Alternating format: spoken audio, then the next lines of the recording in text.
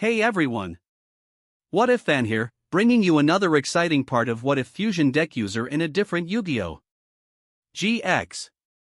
You can find the fanfic title and the original author's name on my Patreon page. Make sure to check it out and show them some love. If you enjoy the video, don't forget to like, subscribe, and ring that notification bell so you never miss an upload.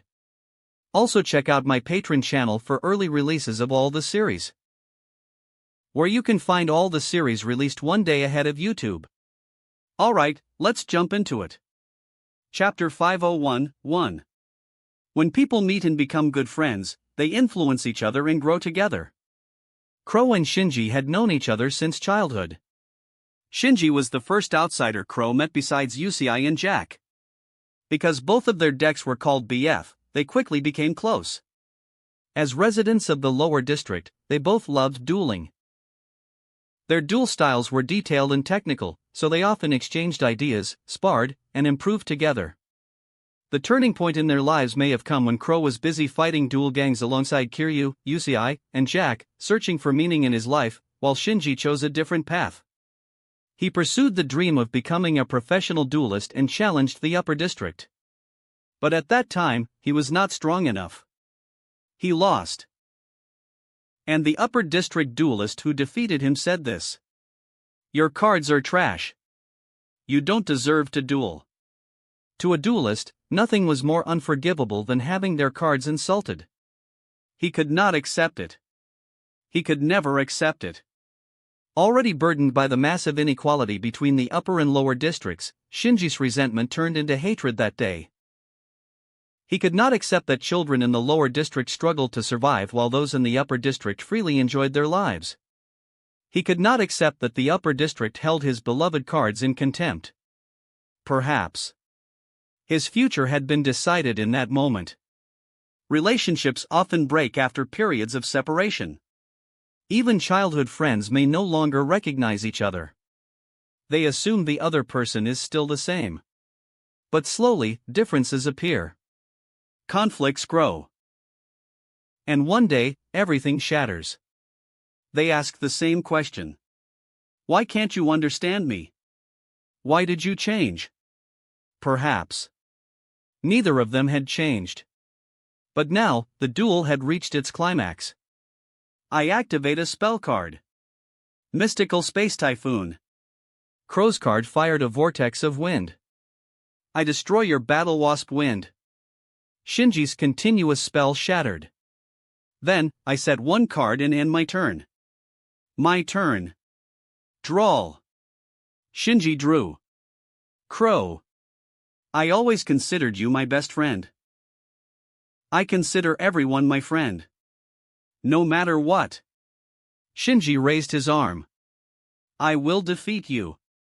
I will lead our people and overthrow the upper district, even if it costs my life. His voice became unhinged. Come. Take my life.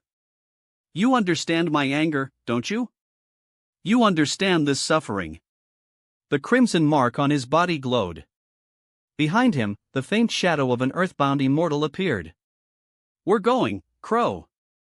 I activate the effect of Battle Wasp, Rapier the Onslaught. The swarm returned. Once again. Expansion. Two synchro monsters appeared. Battle Wasp, Sachi the Ceremonial Ball level 6 ATK 2400. Battle Wasp, Halberd the Charge level 6 ATK 2500. Crow. Your Blackwing Dragon and Blackwing, Zephyros the Elite are in attack position. If my attack succeeds, I win. The police watching all realized it too. But Shinji stopped. However, he stared at Crow. I know you. That set card must be protection. Crow did not answer. That silence confirmed it. Shinji's expression darkened. You thought Battle Wasp, Ballista the Armageddon was my ultimate weapon. But everything has changed. I will launch the final revolution. I tune my two monsters. Crow's eyes widened. Gather, Wings of Resistance. Become the spear that raises the flag of revolution. Synchro Summon. Level 12. Battle Wasp, Grand Partisan the Revolution. A massive mechanical warship appeared. Battle Wasp, Grand Partisan the Revolution ATK 3000. 3000 ATK. Crow frowned. The same as Blackwing Full Armor Master. But then. Grand Partisan's effect. All insect synchro monsters gain 200 ATK for each banished insect. I have 6 banished monsters. Grand Partisan gains 1200 ATK. ATK, 3000 4200. Its ATK actually reached 4200? Trudge wiped the cold sweat from his forehead. He had absolutely no way to deal with that level of power. Because this effect is continuous and doesn't need to activate, Crow, your Blackwing Full Armor Master can't respond with its effect. In that case, I'm attacking. Wait. I activate my trap card, Staunch Defender. When my opponent declares an attack, I target one face-up monster on my field. As long as that monster remains on the field, my opponent must attack it this turn.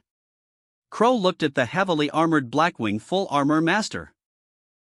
The Dark Warrior nodded at him and raised the greatsword at its side. I choose Blackwing Full Armor Master. Crow, why didn't you choose your token? Shinji questioned.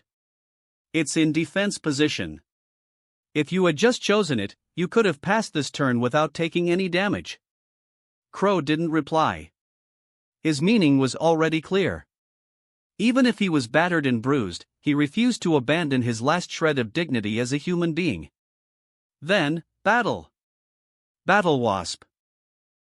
Grand Partisan the Revolution attacked Blackwing Full Armor Master. The enormous insect airship trained its sights on Blackwing Full Armor Master, and countless crossbow bolts rained down in a torrent. The armored warrior desperately tried to block the onslaught, but no matter how hard it fought, it fell at last, shattering in an explosion of light.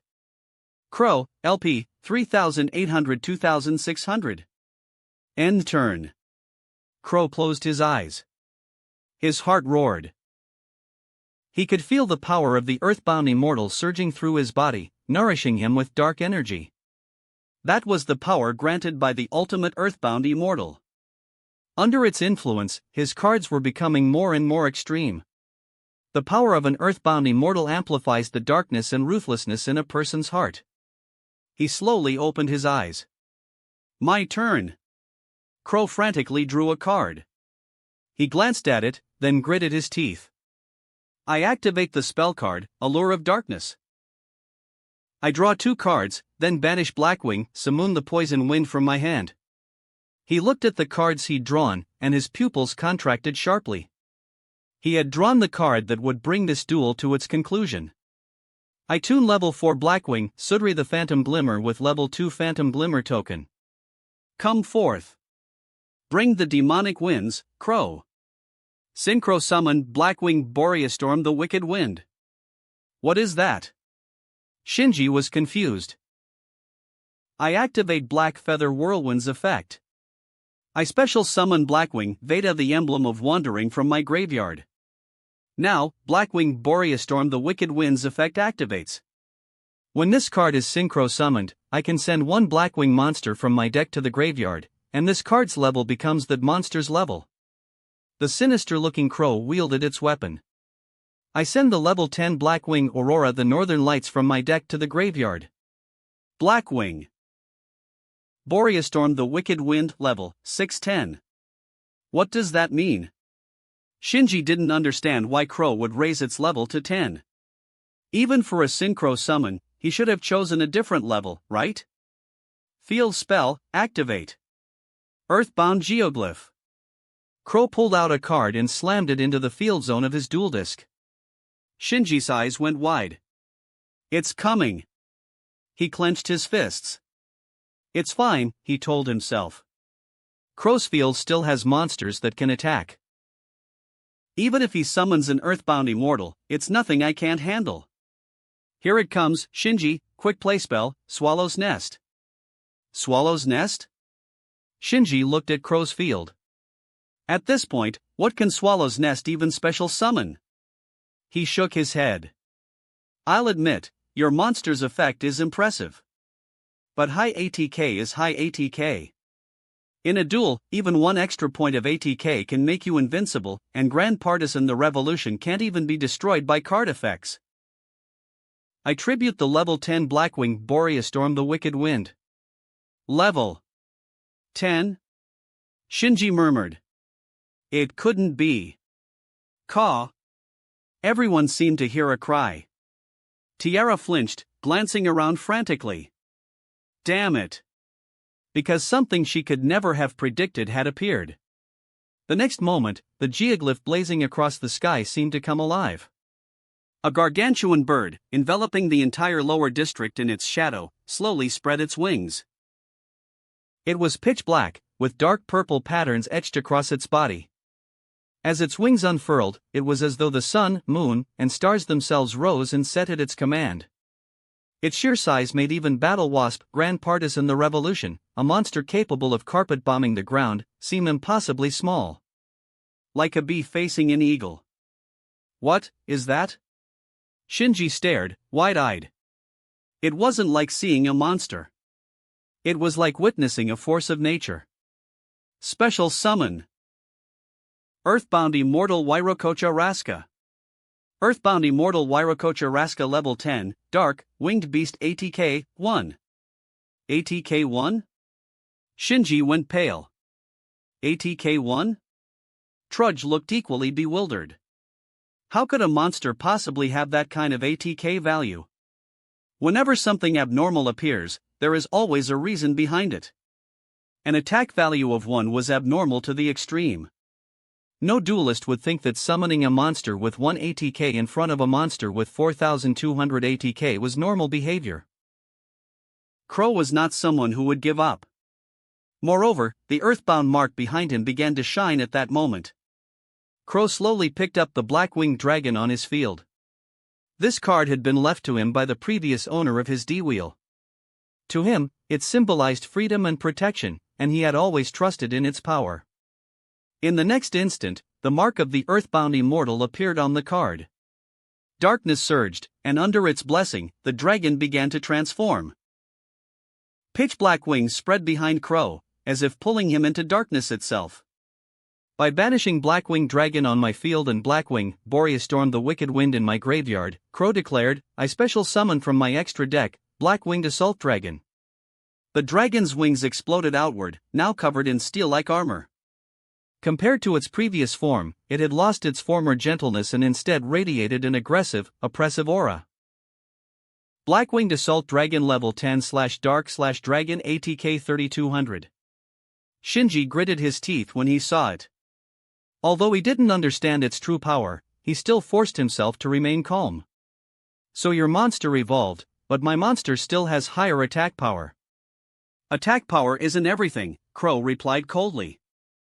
As long as Blackwinged Assault Dragon is on the field, each time you activate a monster effect, it gains 1 black feather counter, and you take 700 points of damage. Many duelists watching the battle were stunned. Compared to effect negation, this ability was even more terrifying. It didn't stop the opponent, it punished them. Then, Crow continued. And the effect of Earthbound Immortal Wairokocha Raska. Once per turn, by skipping my battle phase, your life points become 1. A powerful wind swept across the field as the Earthbound Immortal's shadow descended. Shinji's life points instantly dropped.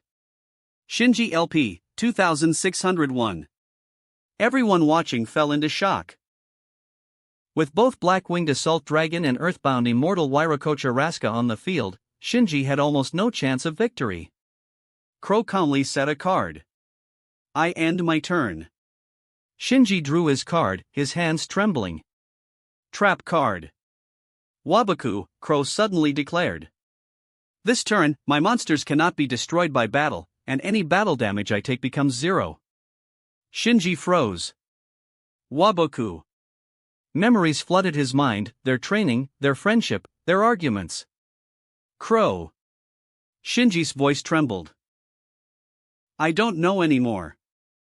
I don't know how this world can change. Crow didn't answer. Shinji clenched his teeth and shouted. Battle! Battle Wasp, Grand Partisan. The Revolution attacks Black-Winged Assault Dragon. The two monsters collided violently. But at that moment, high in the sky, the Earthbound Immortal opened its wings. A pillar of light descended. Shinji's life points dropped to 0. Shinji LP 10. Chapter 502, Friendship Support. As the duel ended, Yusei arrived at Hikaru's location. After seeing Serena, he nodded at Hikaru, then turned his gaze to the giant geoglyph beside them. The enormous vulture-shaped flame painting suspended in the sky had not dissipated. The gigantic Earthbound Immortal still lingered overhead, breathing like a force of nature, inhaling and exhaling, causing the entire world to seemingly brighten and darken with each breath. It was as if this colossal bird were the sun and moon of the entire world. A Genesis God-level entity? Tiara raised an eyebrow. Stronger than her current self, but only marginally so. In the distance, after Crow defeated Shinji, a pained expression briefly crossed his face. But he just gritted his teeth, not speaking, not shedding tears. When a duel ends, all grudges between the two duelists should vanish like smoke. He simply remained silent, continuing his ride without a word. Crow. Yusei watched Crow's relentless D-wheel pull farther away. He frowned. He wants to complete that geoglyph. In this world, duels between chosen ones could accelerate the completion of a geoglyph. Once the geoglyph was complete, the god within it would fully awaken. It would no longer be bound by the geoglyph, no longer an Earthbound Immortal, but would return to its original form, its truest form, the posture of a synchro god. If Earthbound Immortal Wairokocha Raska's geoglyph was completed first, while other gods had not yet revived, then victory would essentially be secured. Yusei recalled that Wairokocha Raska was the ultimate Earthbound Immortal, widely confirmed as the strongest candidate among the Earthbound Immortals. Even a direct confrontation with the Crimson Dragon could only be described as evenly matched. If Crow completed the geoglyph before the signers could awaken the Crimson Dragon's complete form, then everything Yusei had worked for would come to nothing. He frowned deeply. Screech. Just then, everyone heard the violent sound of braking. A D-wheel, after a frantic drift, skidded to a stop in front of them. Kalen! Yusei exclaimed. Kalen stopped his D-wheel and removed his helmet, revealing not his usual manic expression, but a face tinged with sorrow. He looked at the giant geoglyph nearby, at the ultimate Earthbound Immortal soaring through the sky, and at Crow speeding into the distance. He couldn't help but sigh. Then he turned to Yusei, and, as if suddenly seized by some strange impulse, burst into wild laughter. Ha ha ha ha. Yusei, seeing you so conflicted is truly satisfying. Kalen, why are you here? Poof. My little protege was defeated. Of course I had to come. Kalen snorted. Although he hadn't spoken much with Shinji, the earthbound power in Shinji's possession was precisely what had been used to revive his own earthbound immortal Kapakapu. The scattered earthbound geoglyphs flowing through the lower district had all been provided by Kalen himself. Since his revival, he hadn't changed much. He had only two goals. First, revenge. To get revenge on Yusei, who had betrayed him. Second, dueling. To duel however he pleased. To duel freely and wildly in this insane world. People in the lower district couldn't duel people in the upper district?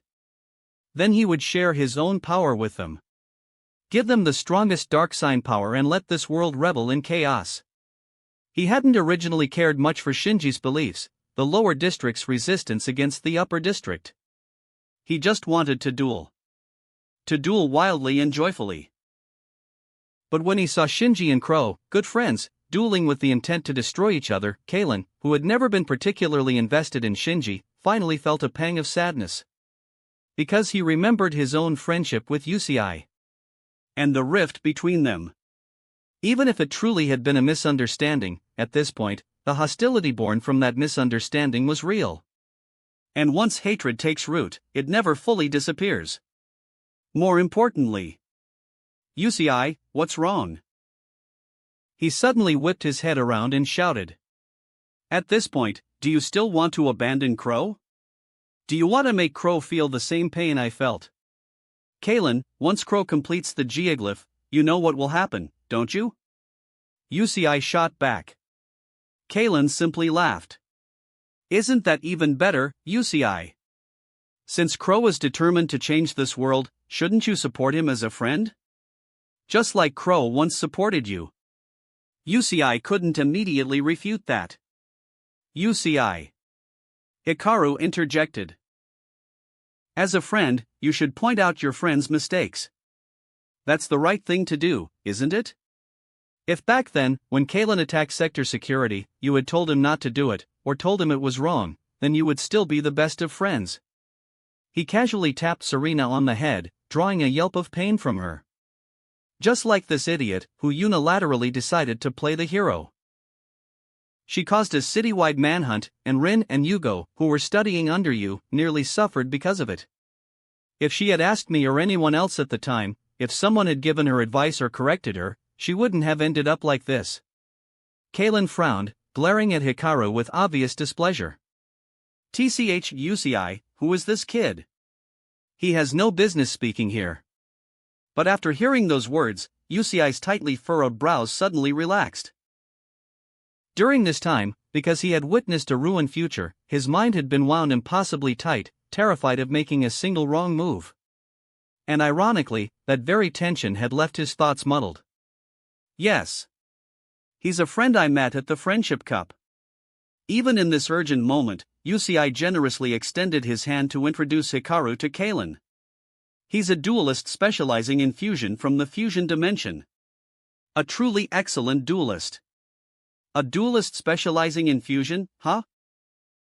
Ha ha ha, that's truly interesting. Kalen wasn't like most duelists in this dimension, who believed Synchro was supreme and looked down on classical summoning methods. For Kalen, a duel was a duel. As long as he won, any tactic was fair game. What a duelist should do was enjoy the duel, so the summoning method didn't matter. Kalen, I know Crow would never do anything evil. But if he completes the geoglyph, it'll only start a brand new cycle. For this world, nothing will actually change. I don't care what happens to this world, Kalen said indifferently. What does that have to do with me? It didn't matter who became the only god. It does, UCI said firmly. As long as this world doesn't find a new path forward, then your tragedy, Shinji's tragedy, all of our tragedies will keep repeating. I want to change all of that. Heh, then go duel Crow, Kalen sneered. Can you duel him?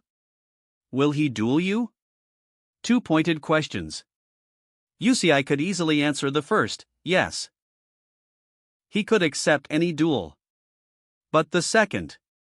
That guy must be in a lot of pain right now, having just destroyed his best friend. And for what? Kalen continued. For himself, for the children he wants to protect, and for you. That kid, the last time I saw him, I could tell he desperately wanted to help you but hated that he couldn't do a thing. If UCI challenged Crow to a duel, Crow would definitely refuse. And given UCI's personality, he could never force someone into a duel. That's not difficult. While the two argued, Hikaru had already raised his left hand.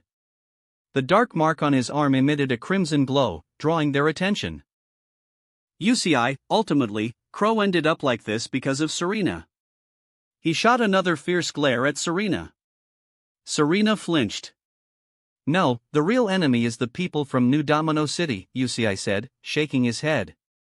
You can't blame good people. The source of evil is those who kidnap and commit atrocities. Besides, Crow ended up this way because of his disagreement with Shinji. It has nothing to do with her. The ones cooperating with New Domino City's elite are people from my dimension. The Fusion Army. My enemies. Hikaru responded calmly, and even if Crow's situation truly has nothing to do with Serena, she was still the spark that set it off. I can't just ignore that. Otherwise, as a duelist, how can I uphold my own duel? He turned to Kalen. You two should also want to settle the score, right? They exchanged a glance, and Kalen suddenly burst into laughter. Ha ha ha ha. Interesting. Kid, I like you. How about it, UCI? Dare to duel me? Last time, your duel runner malfunctioned and we never got a winner. This time, you'd better give me a real fight. Before UCI could even respond, Kalen had already turned and sped off. UCI took a deep breath. Before leaving, he looked at Hikaru with concern. Hikaru, be careful of Crow's Earthbound Immortal and his Assault Blackwing combo. That combination is almost invincible. At least, he himself hadn't figured out how to beat it yet. My favorite thing is defeating the invincible, Hikaru replied with a light chuckle. UCI was still worried, but after a moment, he gave a firm nod. Then he started his duel runner and chased after Kalen. Ha! You actually followed, UCI? Aren't you worried he'll lose to Crow? Even I'm trembling with excitement just thinking about that guy. Kalen laughed. Besides, he's also a dark signer. If he wins, aren't you worried he'll seize the chance to revive the Earthbound Immortal backing him? No. Because he is Hikaru. A true fusionist. The reason UCI chose to give up his Dragon Signer identity, chose to accept modification, chose to participate in the only God War in human form, was precisely because Hikaru had inspired him. He wanted to reconcile all people, all gods, to lead every living thing onto a new path, instead of drifting through an eternal cycle with no foreseeable end. And if that was what he believed, then he should place absolute trust in Hikaru. That was the true meaning of Synchro. It was also the inspiration he had gained in the future, witnessing Hikaru's unwavering devotion to fusion. After Hikaru came to this world, UCI had watched every one of his duels here. Hikaru was truly too pure. Too fusion. And so, he believed that Hikaru, the purest fusion duelist he had ever known, would never disappoint anyone. That was Hikaru. Chapter 503, Galloping Duel, Speed Up. While Hikaru and UCI were each deciding their next move. In an underground laboratory, the black-haired girl pointed at the person on the screen and said to the other two, "She's Serena, the one who rescued me." Ah, she really looks exactly like Rin. In UCI's second hideout, the boys and girls gathered in front of the display screen, whispering to each other. Although everyone trusted that the residence UCI had provided would be safe and well hidden, they were still on the run. So they kept their voices as low as possible to reduce any chance of being discovered. Earlier, before going to find Crow, UCI had brought Rin and Yugo here as well, which was why he and Hikaru had arrived at the scene so late. The three of them had briefly gotten to know each other in the laboratory. Upon learning that Ruri was from the XYZ dimension, Yugo and Rin both developed a strong curiosity and longing for that world. In the XYZ dimension, dueling was a form of entertainment. Ruri's heartland was the happiest city in the world. Everyone lived joyfully there, without discrimination or class divisions. Children of both rich and poor could live together in the 4 duel academies. For Rin and Yugo, who had grown up in the lower class and in an orphanage, this was almost unimaginable. That was precisely why they were so captivated by the stories Ruri told. Of course, what angered them most was the Fusion Army's sudden attack on the XYZ dimension, which had toppled buildings and set fires everywhere. Ruri had watched people die right before her eyes. When they heard that Ruri had been abducted without even a duel, taken by someone who looked exactly like Yugo, their anger only grew. Rin kept nudging Yugo with her elbow, making him repeatedly ask what he had done wrong. However, Ruri was different from Rin and Serena. She was gentle and rational, and didn't suspect Yugo just because he looked exactly like Yuri. More importantly, the Yuto in her memory also looked exactly like Yugo. She couldn't help but draw connections. Especially since she had previously learned from Serena that they both appeared to be daughters of someone named Leo Akaba. From Serena's perspective, this was perfectly ordinary. But for Ruri, it was deeply strange. Because she had parents in her own world. Not only that, she also had a biological older brother who loved her dearly. But the fact that Serena could communicate with her directly using that strange alchemy also confirmed that she and Serena did share some connection. It made her wonder if even more secrets lay waiting for her, Serena, and even Rin, as well as the Yuto she knew and the Yugo standing before her. However, she kept these thoughts to herself. Instead, she found herself worried about Serena. During their conversations, she had learned that Serena was originally raised in a laboratory as a dual warrior, trained by her father Leo Akiba. It was only with the help of Hikaru and some other seniors from the fusion department that Serena finally understood what life was truly like. Even the unique alchemy that Serena had mastered was taught to her by Hikaru. But due to an imperfect plan and imprecise execution, the current situation had come about. Although it seemed like Ruri's involvement wasn't that significant, if Hikaru blamed Serena and she was punished by the master she so deeply revered, then Ruri felt she couldn't just stand by in good conscience. So while Yugo and Rin went to look at UCI's screen, she stayed focused on the surveillance feed, wanting to see as much as possible of what had happened. She wasn't the only one watching. As the geoglyph and the satellite took shape, the enormous flying bird had long since caught the attention of residents in New Domino City. Naturally, the fusion army soldiers who had been ordered to capture Serena, Rin, and Ruri reported these developments up the chain. And so, while the nobles grew anxious, they and Leo Akiba watched the earlier duel together in the Elder Council chamber. This is truly... how terrifying! 4,200 attack points? Even mere lower-class people can reach that level? Ha ha ha, an earthbound immortal with 1 attack point? That's ridicule, what? It directly reduces life points to 1? Losing 700 life points every time you activate a monster effect? Isn't that invincible? A group of nobles had gathered to watch the replay of Crow and Shinji's duel, exclaiming at some of the plays that unfolded. When they saw the 4,200 attack points, they were somewhat surprised but not particularly frightened. But when they saw Crow combine Earthbound Immortal Wairokocha Raska with Black-Winged Assault Dragon to create a seemingly unbeatable lockdown, they couldn't help but gasp in admiration. Leo Akiba frowned as he watched. Both monsters were certainly strong, but against his Master Spirit Tech Force Pendulum Ruler, they wouldn't be enough. However, if the opponent established that field first, even he would find it extremely difficult. Almost impossible to deal with through any means other than Pendulum Master. Whether it was sacred beasts or number cards, they all seemed to be severely countered. Troublesome indeed. And what was even more dangerous was that the opponent had already completed nearly half of the geoglyph. If they finished it first, even Leo Akiba would struggle to respond. Fortunately, he looked at the report handed to him by his subordinate. Because of the riot initiated by the lower-class people, the fusion army had taken the opportunity to harvest a large number of souls, providing them to Crimson Nova. When the opponent finished drawing the geoglyph, they would inevitably be obstructed by others. At that point, he could sit back and revive Crimson Nova at his leisure. A fully revived Crimson Nova was completely incomparable to one with only a flame phantom. Just as he was thinking this, a familiar figure suddenly appeared on the screen. Someone he would recognize even if they turned to ash was driving toward the floating giant geoglyph. Leo Akiba's eyes lit up. The corners of his mouth slowly curved upward. Several nobles who had been observing his expression noticed his smile, and the worry on their faces immediately eased. As expected of a genius scientist capable of creating solid vision technology, he could even smile in the face of such a crisis. Surely the great endeavor would succeed.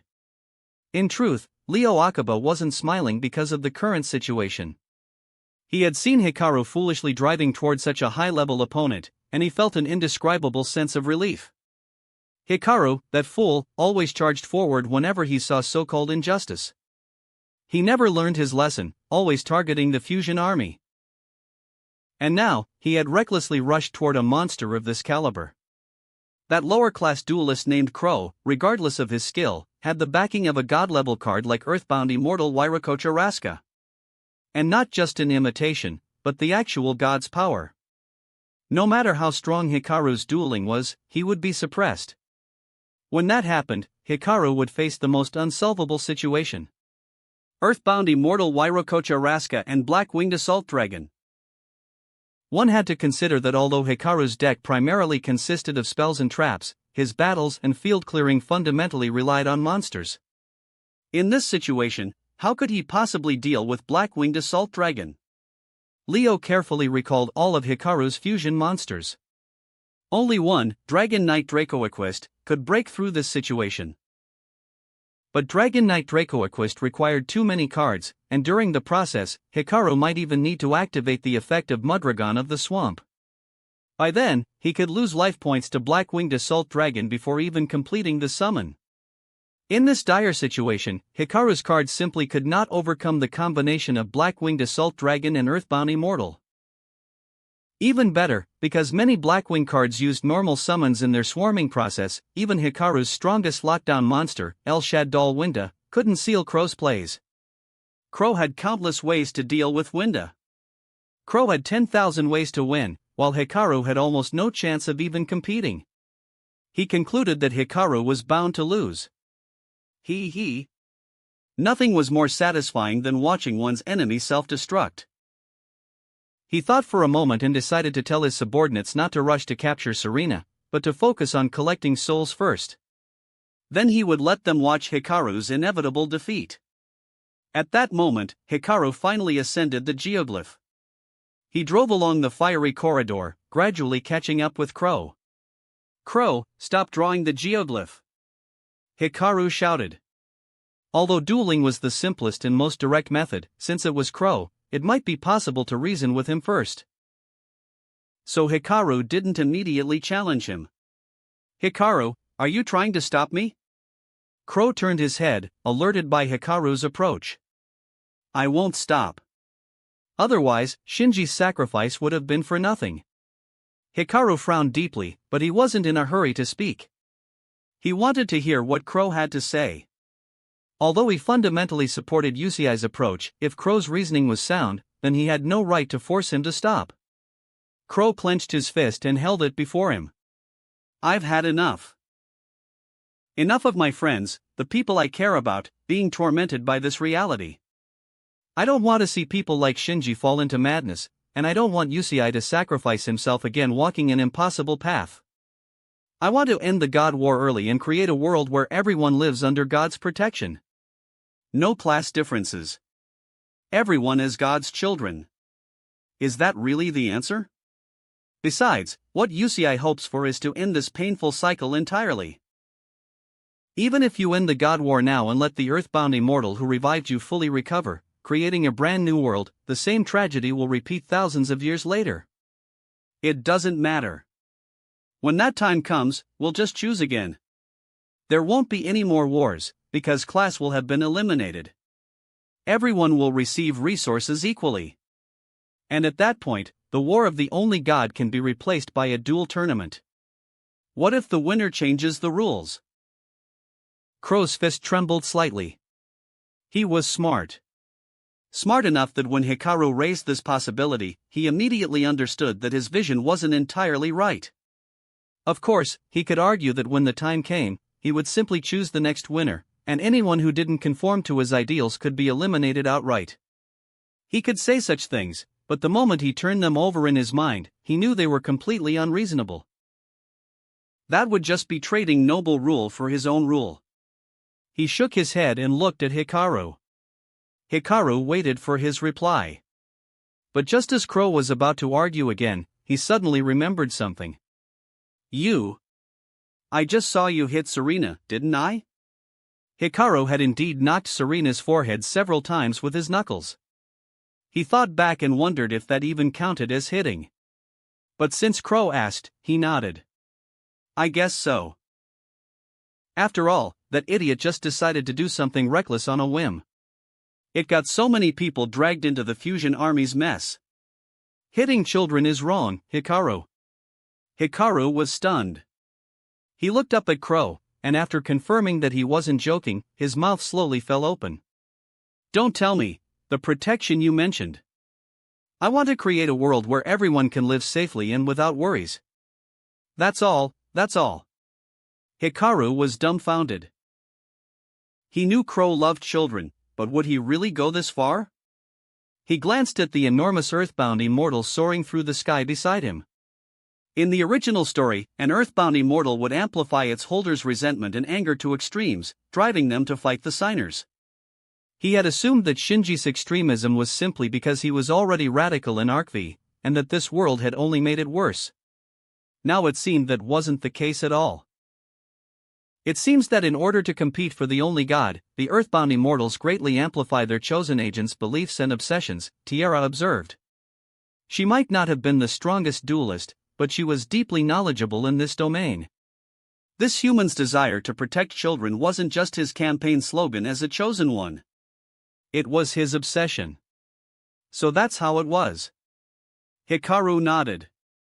Then it looks like you have to go for it, Hikaru. Tiara waved at him, cheering him on. Hikaru glanced at the card in his hand, slid it into his deck, and nodded. In that case, there's nothing more to talk about, Crow. Let's duel. Hikaru shouted. Alright, Hikaru. Even if you lose, I'll make sure you and Shinji are reborn together in this world. Crow patted his chest, giving his assurance. Both riders surged forward. At the next bend, Hikaru's dual runner maintained its speed without any deceleration, while Crow slowed slightly. The difference in their turning speeds created a gap. Whoosh! Hikaru was the first to clear the curve. Turbo duel.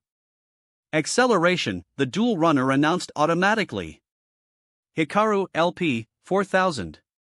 Crow LP, 4000. Only half of the geoglyph remained. A winner had to be decided before it was complete. Chapter 504, Death Singularity. Yay, Master was the first to clear the turn. Serena cheered. Trudge, however, felt a cold sweat trickle down his forehead. No, that's not right. Crow deliberately gave up the first turn. It was easy enough to figure out. That terrifying earthbound immortal, that god with only one ATK but an outrageous effect, could only activate its ability by skipping the battle phase. And on the first turn, there was no battle phase, so that effect couldn't be used. Given Crow's turbo duel skills, even if Hikaru's dual runner wasn't a standard model, it would have been difficult for him to surpass Crow in just a few days of practice. So it was highly likely that Crow had deliberately conceded the first turn for a more stable victory. He wasn't the only one who realized this. Anyone with a clear head could more or less understand Crow's intentions. A duel must ultimately have a winner and a loser. Crow, possessing more stable means of victory, had no need to give the opponent a battle phase and the possibility of winning that came with it. He's underestimating you, Hikaru. Show him what you've got. Tiara floated beside Hikaru, sitting on a puppet dragon, speaking leisurely. Hikaru chuckled and gave an imperceptible nod. My turn. Droll Hikaru placed the drawn card into the card slot on his left. He looked at the cards in his hand. The Blackwing deck and his own deck were simply not on the same level. As long as the Blackwing deck could unfold normally, with the strength of his own cards, he would basically be stuck on the back foot. Not only that, Crow himself was smart, and now with the power of the Earthbound Immortal boosting him, his hand would likely be incredibly consistent. No possibility of breaking at all. It was very possible that on the next turn, Crow would summon Blackwinged Assault Dragon and the ultimate Earthbound Immortal. Furthermore, the duel with Shinji had allowed Crow to complete 1/3 of the geoglyph, and after some time and distance covered, it was already halfway done. Although the geoglyph for Wairokocha Raska, as the ultimate Earthbound Immortal, was also enormously vast, covering nearly the entire satellite, the progress was undeniable. If Hikaru couldn't finish the duel quickly, he might run out of time to defeat Crow. In that case, he glanced at his hand. Then he would do it this way.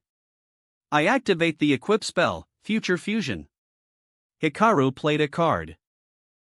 This card allows me to send fusion materials from my deck to the graveyard and fusion summon a fusion monster, equipping this card to it. The monster special summoned by this effect cannot battle during that turn. Also, when this card leaves the field, the equipped monster is destroyed. Hikaru, driving his dual runner, pointed to the sky. The fusion condition is a Shad Doll monster and a dark attribute monster. I fusion summon using Shad Doll Beast from my deck in the dark. Hex Seal Fusion from my deck as materials. Hear it. The voice of God. The Word of God. The Command of God. Fusion Summon. Descend. Level 5. El Shaddai Winda. With a doll-like, exquisite face, blocky mechanical hair, and the bearing of a spellcaster riding a puppet dragon, she ascended to the stage expressionlessly, floating on Hikaru's field and flying alongside him.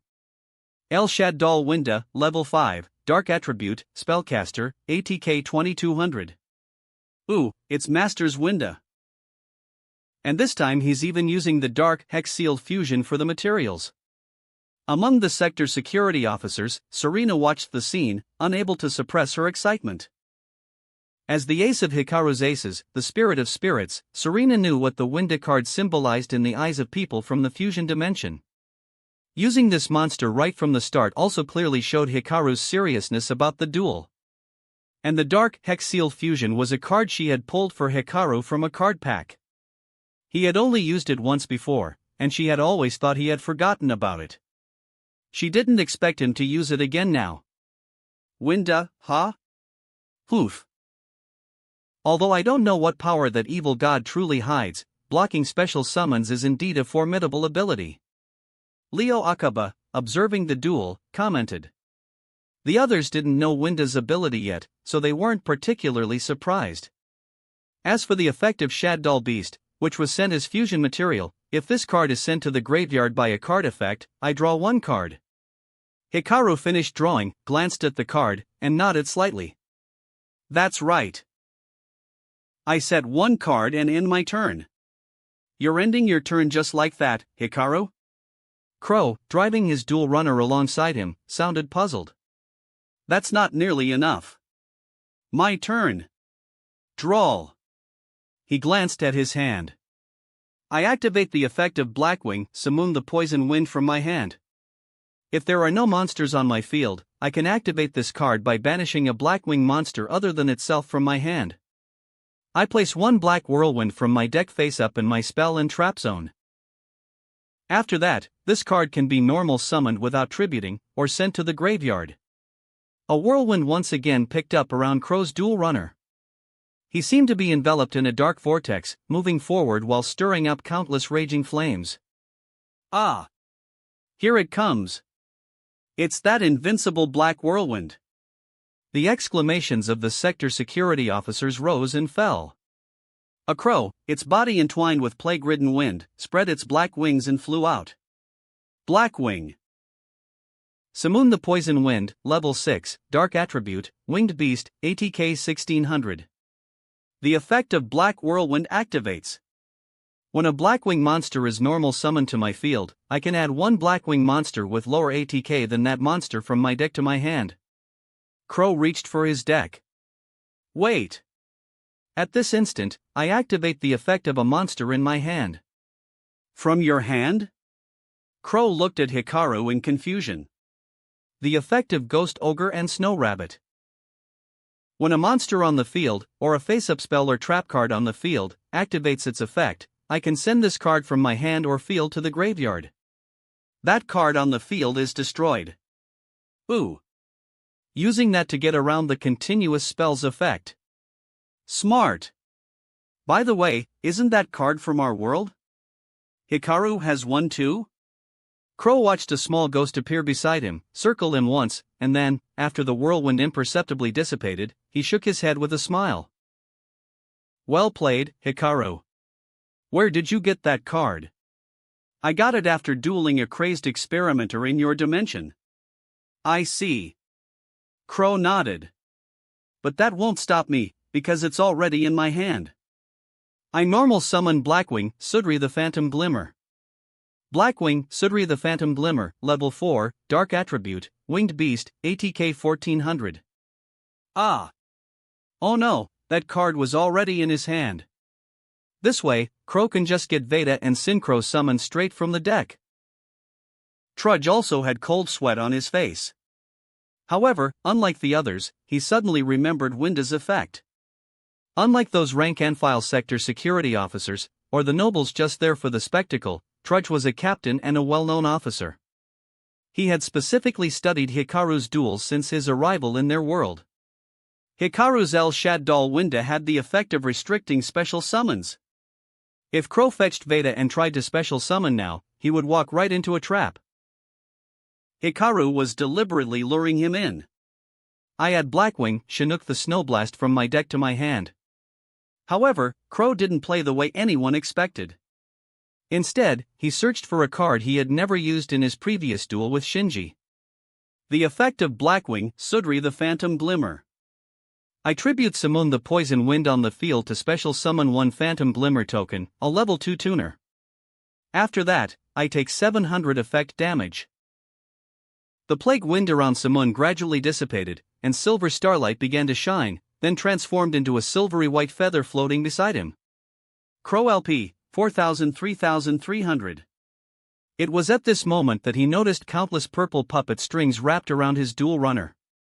These strings didn't slow him down, but they tightly bound the areas on his dual disc. I tune level 2 Phantom Glimmer token with level 4 Sudri. Sorry. As long as Winda is on the field, both players can only special summon once per turn. Winda flew through the air, expressionless, yet declaring her power. What? Such a powerful monster? Doesn't that mean our synchro summons are practically impossible against Winda? A group of nobles watching the duel couldn't help but exclaim. Ruri, observing the scene, also gasped, attracting Yugo and Rin's attention and curiosity. For them, duelists who needed to special summon continuously to bring out their ace monsters, this card practically sealed off their entire deck and strategy. As expected, huh? Surprisingly, Crow, in the middle of a turbo duel, wasn't caught off guard. He smiled. As expected of a duelist praised by UCI. Summoning only one monster with 2,200 ATK on the first turn surely wasn't just waiting to die. So that monster has such an effect. But, Hikaru, I planned for this too. I activate the effect of Blackwing, Chinook the Snowblast from my hand. What? Another hand effect? So that's why. He didn't go for Veda earlier, all for the sake of this card. Too clever. How can he adapt like this even facing an unknown monster? Yugo couldn't help but say to Ruri, pretty impressive, right? That's our bro Crow. Ruri looked helpless, while Rin elbowed him directly. Idiot. What if Hikaru loses? The effect of Blackwing, Chinook the Snowblast. Send this card from my hand or field to the graveyard, then target one face-up monster my opponent controls. Send one Blackwing Synchro monster or Blackwing Dragon from my extra deck to the graveyard, and the targeted monster loses 700 ATK, and its effects are negated. This way, Winda's effect is negated. Amazing. Among the nobles, some couldn't help but applaud Crow. Light snow fell, and Winda was covered in flecks of frost. Her figure appeared weakened and drained of color. El Shaddol Winda ATK, 2,200-1,500. Now I can synchro summon normally. But first, I activate the field spell, Earthbound Geoglyph. Is it here already? Hikaru sighed. Indeed, with the ultimate Earthbound Immortal's blessing, it was basically impossible for Crow to have a dead card in his hand. I tune level 2 Phantom Glimmer token with level 4 Blackwing, Sudri the Phantom Glimmer. Black Wind, pass through the shining path and stir up a demonic gale. Synchro Summon. Level 6. Synchro Tuner. Blackwing Boreastorm the Wicked Wind. A giant birdman warrior, armed to every feather, wielding scythes in both hands, appeared on Crow's field. Blackwing Boreastorm the Wicked Wind, level 6, Dark Attribute, Winged Beast, ATK 2400. The effect of Blackwing Boreastorm the Wicked Wind. If this card is synchro summoned, I send one Blackwing monster from my deck to the graveyard. This monster's level becomes the same as that monster's. Then, the effect of Earthbound Geoglyph. When I successfully synchro summon, I add one spell or trap card with Earthbound Immortal in its name from my deck to my hand. Hikaru raised an eyebrow. His power seems to have grown? Tierra, having watched so many duels, understood the significance of these card changes. In the previous duel, he didn't search with Earthbound Geoglyph, but he did this time. Hikaru nodded. That's right. Crow's power had become even stronger than during his duel with Shinji. I add the continuous trap card, Ultimate Earthbound Immortal, from my deck to my hand. Then, I send Blackwing Aurora the Northern Lights from my deck to the graveyard, making Boreastorm's level 10. Blackwing Boreastorm the Wicked Wind, level 610. Crow looked at the card he had searched. Ultimate Earthbound Immortal was a card that could only be useful if a properly summoned Earthbound Immortal was on the field. I activate the spell card, Angel Baton. I draw 2 cards, then discard 1. He drew 2 cards from his deck. I discard Ultimate Earthbound Immortal. Although the Ultimate Earthbound Immortal card symbolized Wairokocha Raska's power, as a duelist, one had to think about the flow of the duel. A rational and intelligent duelist like Crow wouldn't make such a mistake. Finally, Hikaru. Quick play spell, Swallow's Nest. Crow actually managed all of that? How terrifying. Is that Earthbound Immortal about to appear again? Quick play spell, Swallow's Nest. I tribute Boreastorm on the field and special summon from my deck. The rotation of sun and moon, the life of all things. The creator who governs all existence. The ultimate Earthbound Immortal. Earthbound Immortal Wairokocha Raska. Boom! The giant Earthbound Immortal soaring through the air spread its wings even wider. It had been present all along, lingering after its earlier appearance rather than dissipating like other holograms, watching the duel, watching Crow. Now, as Crow summoned it once more, it fully unfurled its wings, calling out to all beings, to the rising and setting of the sun and moon. Earthbound Immortal Wairokocha Raska, level 10, Dark Attribute, Winged Beast, ATK 1. It's here! That invincible Earthbound Immortal. A terrifying monster with 1 ATK. The nobles exclaimed and rose to their feet. That Earthbound Immortal. The 3 youngsters couldn't help but flinch back at the sight of it. Master. Serena, who was closer, could feel the terrifying divine power of the Earthbound Immortal. A power that, while mighty, was purely destructive. Then, Blackwinged Assault Dragon can be special summoned from the extra deck by means other than Synchro Summon. That is, by banishing Blackwinged Dragon and a Synchro Tuner from the field or graveyard. Hikaru, your Winda is indeed powerful, but that also gave me an opening.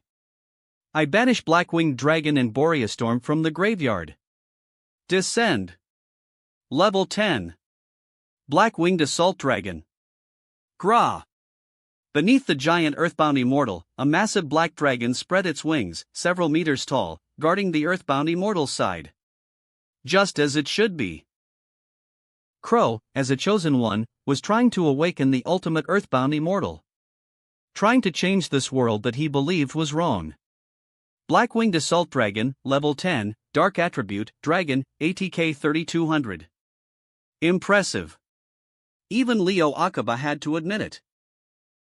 Although he had already anticipated that Crow would find a way to special summon around Winda's restriction, he hadn't expected Crow to utilize every single card so perfectly, making each effect and cost slot together seamlessly, building an unbreakable lockdown.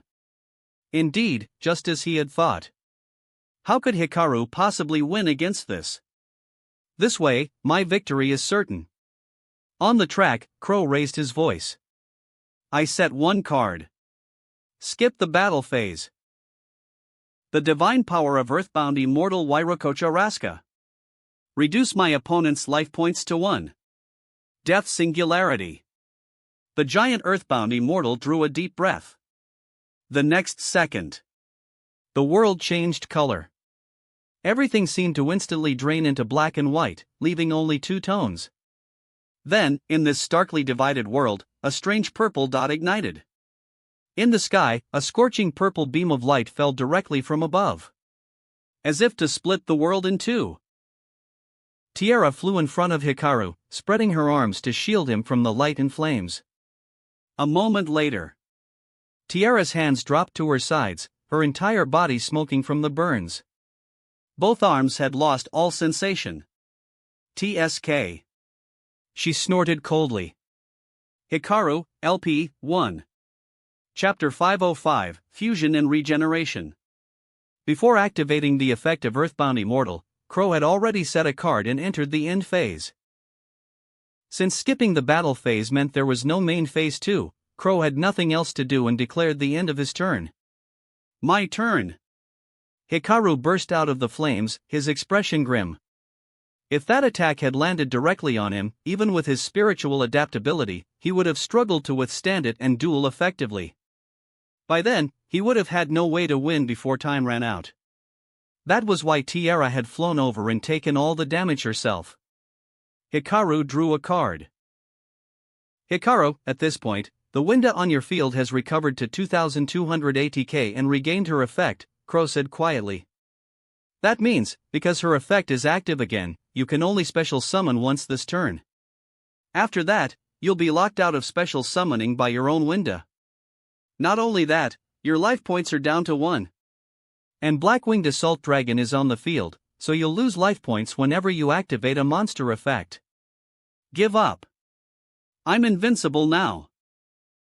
He didn't even bother mentioning that his set card was the trap card Waboku. No matter how high the ATK of whatever monster Hikaru summoned, Crow couldn't lose a monster this turn. And next turn, he would definitely win. Many onlookers couldn't help but nod at Crow's words. Indeed, the current situation was even more overwhelming than before. Unless a spell card could be drawn to destroy every card on Crow's field, it simply couldn't be done. People from the Synchro dimension might think of cards like Speedspell, Drawl, but those familiar with Hikaru, people from the Fusion dimension like Serena and the Fusion Army, were absolutely certain that Hikaru's deck didn't contain those kinds of cards. Hikaru's deck contained only one type of card: fusion-related cards. It seems the outcome is decided. Even Hikaru couldn't overcome something like this, could he? Some Fusion Army soldiers watching the live broadcast couldn't help but sigh. It seemed a myth was about to end. Difficulties can be overcome as long as you push through them. Hikaru showed no fear. He flipped his set card with his right hand and shouted, "I reveal my set card. Trap card, Chain Material." Chain Material? Crow was stunned.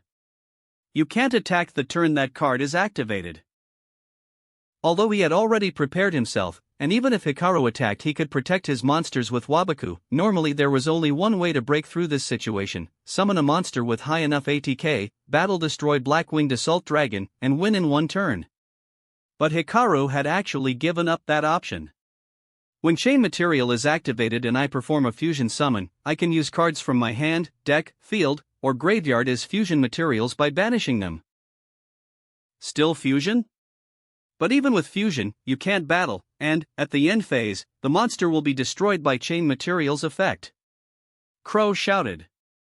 It doesn't matter, because I only need to be able to fusion summon. I activate the field spell, Fusion Gate.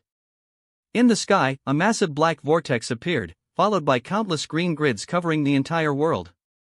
Fusion Gate's effect. As long as it's on the field, during each player's turn, they can fusion summon monsters using materials from their hand or field without polymerization.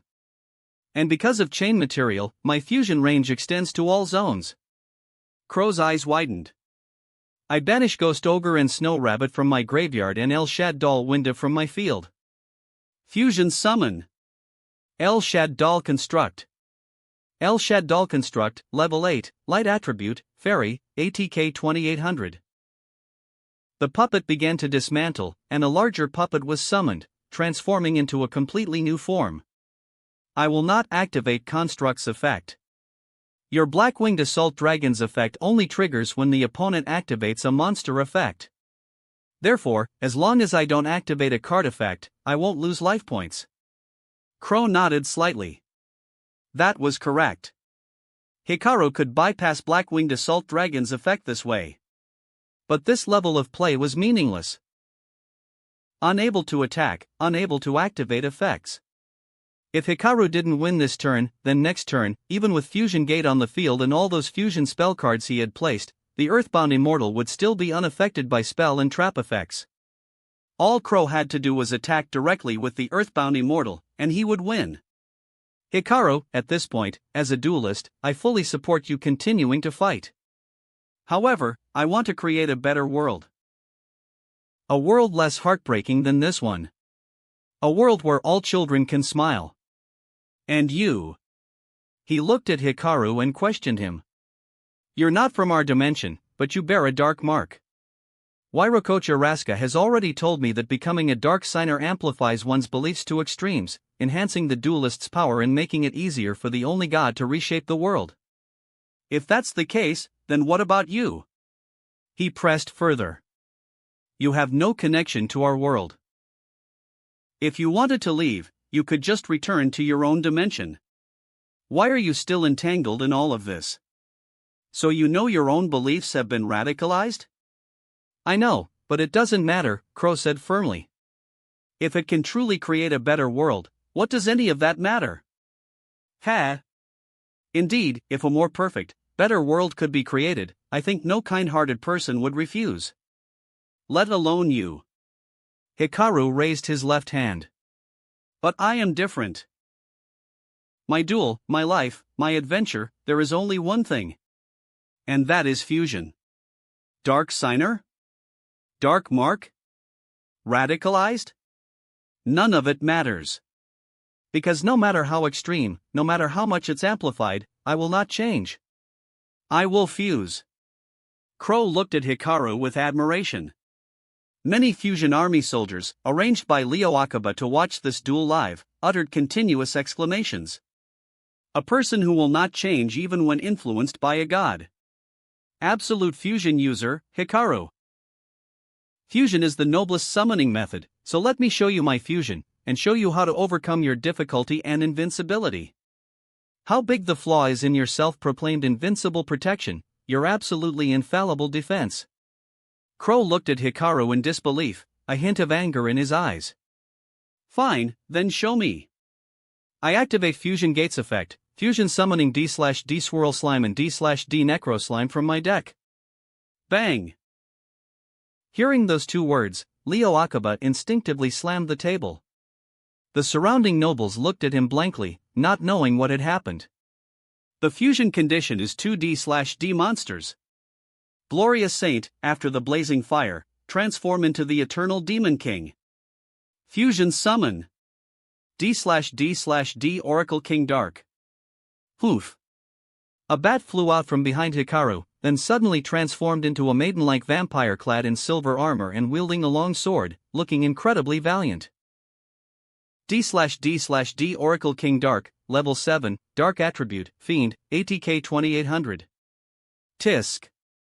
Leo Akaba snorted a few times. He remembered. Previously, due to an emergency evacuation, a D/D/D card he had created was taken by Saya Takuma.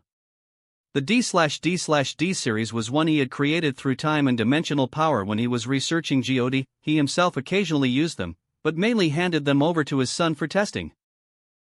After accidentally being transported to the Synchro dimension, he recreated several D/D cards for convenience in battle, and as a result, Hikaru had actually obtained them.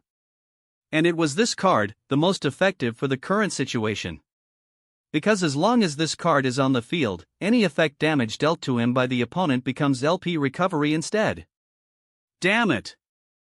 With this, all preparations are complete. Hikaru looked at the cards on the field, then glanced at Crow. Crow, your desire to protect all children is certainly not wrong. But what happens when things go to extremes? Serena is my disciple, I taught her alchemy, but she went behind my back and my friends and rushed to the Fusion Army's base dimension. She did a series of things that caused some incidents, so I reprimanded her and told her that was wrong. If it were you, what would you do? Blindly accept, or spoil her and make decisions for her? Crow frowned, pondering the question. Of course, I would judge according to the actual situation. That's right, naturally, all of us would think that way. This is where your problem lies. What if two children have a conflict? Who would you protect? Suppose a child has their own ideas and wants to fly on their own, how would you decide? Every problem should actually be analyzed according to the circumstances at the time, judged according to the real situation, there is no eternal, one-size-fits-all formula. Crow did not refute. Nor would he refute. Because these were all correct things. So what? So, I want to show you, to make you believe, that my dark signers, my students, are not what you think. Otherwise, without proof, you wouldn't believe it, would you?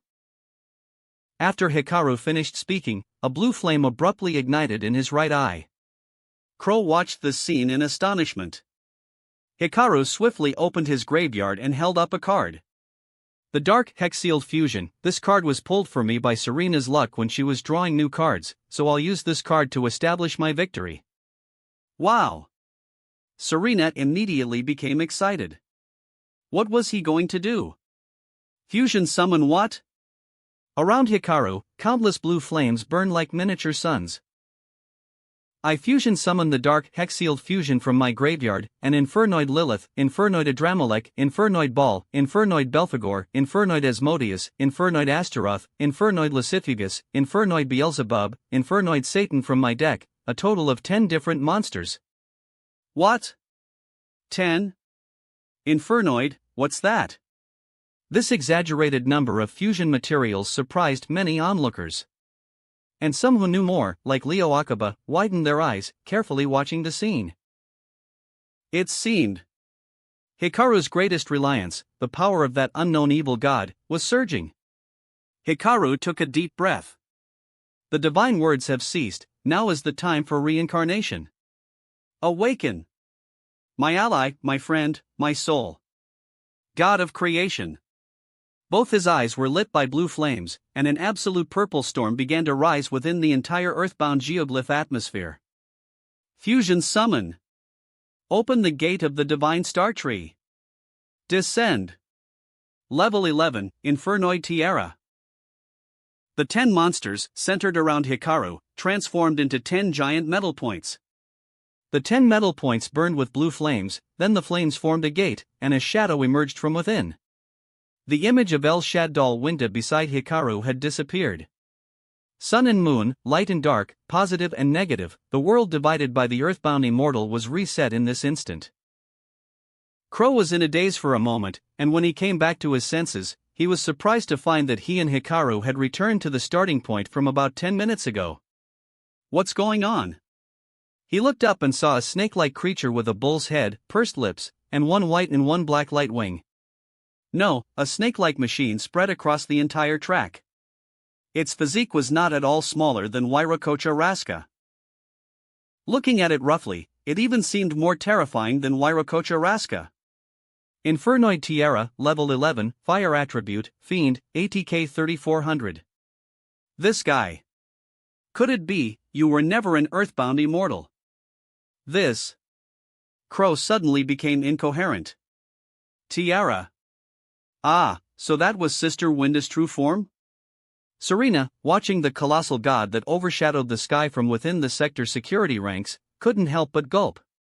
No wonder it was so strong. Tiara. Is this the source of Hikaru's confidence? What kind of effect does it have to make him so confident? Everyone was focused on the duel. Everyone was also curious. Curious about what kind of effect Tiara had. Tiara's effect activates. Don't forget, Black-Winged Assault Dragon's effect. Crow immediately interrupted Hikaru's words.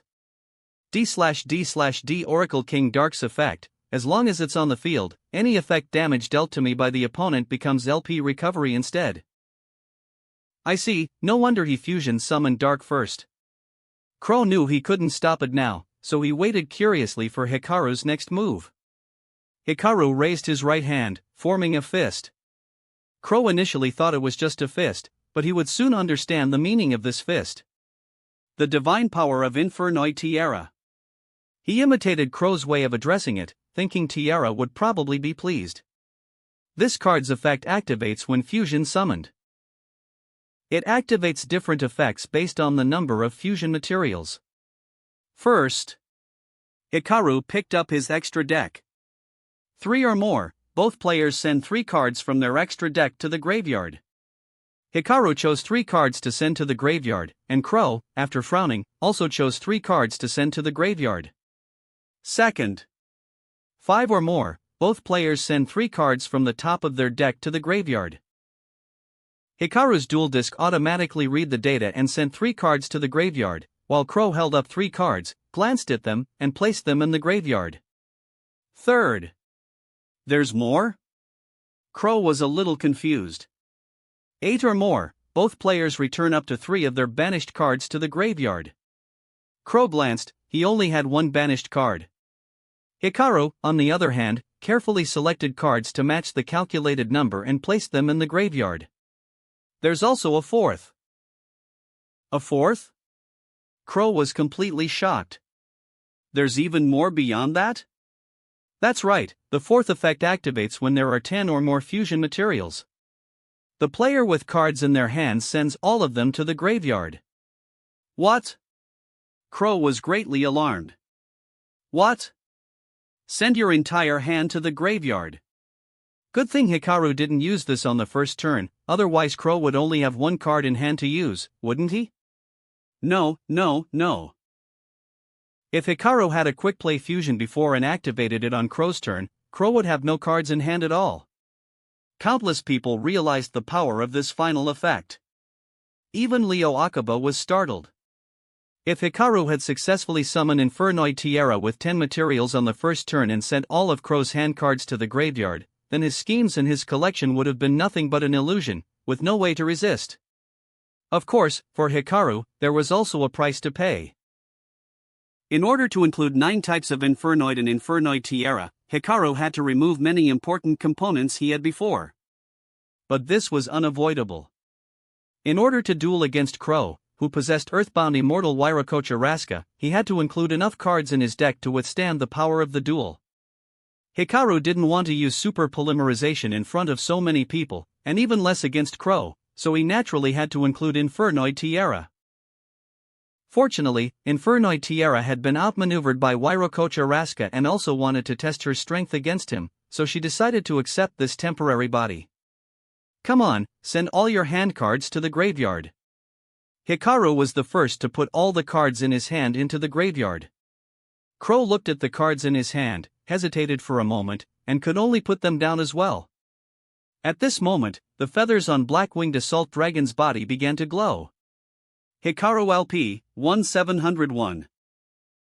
Black-Winged Assault Dragon, Black Feather Counter, 01. But in doing so, you've sent all your cards to the graveyard too, so I win. Ha! Crow, now for a barrage of effects. Question mark. Infernoid Tiara is the goddess of reincarnation, and I believe in a principle, an alchemical concept. The process of fusion is shattering, recreating, purifying, and sublimating. I won't do anything meaningless, Crow. I activate the effect of Elder Entity NTSS, sent from the extra deck to the graveyard. And the effect of Shaddol Core, sent from the deck to the graveyard. When Elder Entity NTSS is sent to the graveyard, I can target 1 card on the field and destroy it. I choose your set card. Shaddol Core's effect: when this card is sent to the graveyard by a card effect, I can target 1 Shaddol spell/trap in my graveyard, except Shaddol Core, and add it to my hand. I add Shaddol False Scripture from my graveyard to my hand. I activate my set card, Waboku. Although Hikaru couldn't attack this turn, to be safe, the trap card that should be activated couldn't be wasted. Since you want Waboku, then we won't settle the score this turn. Hikaru LP, 701-1401. Black-Winged Assault Dragon, Black Feather Counter, 1-2.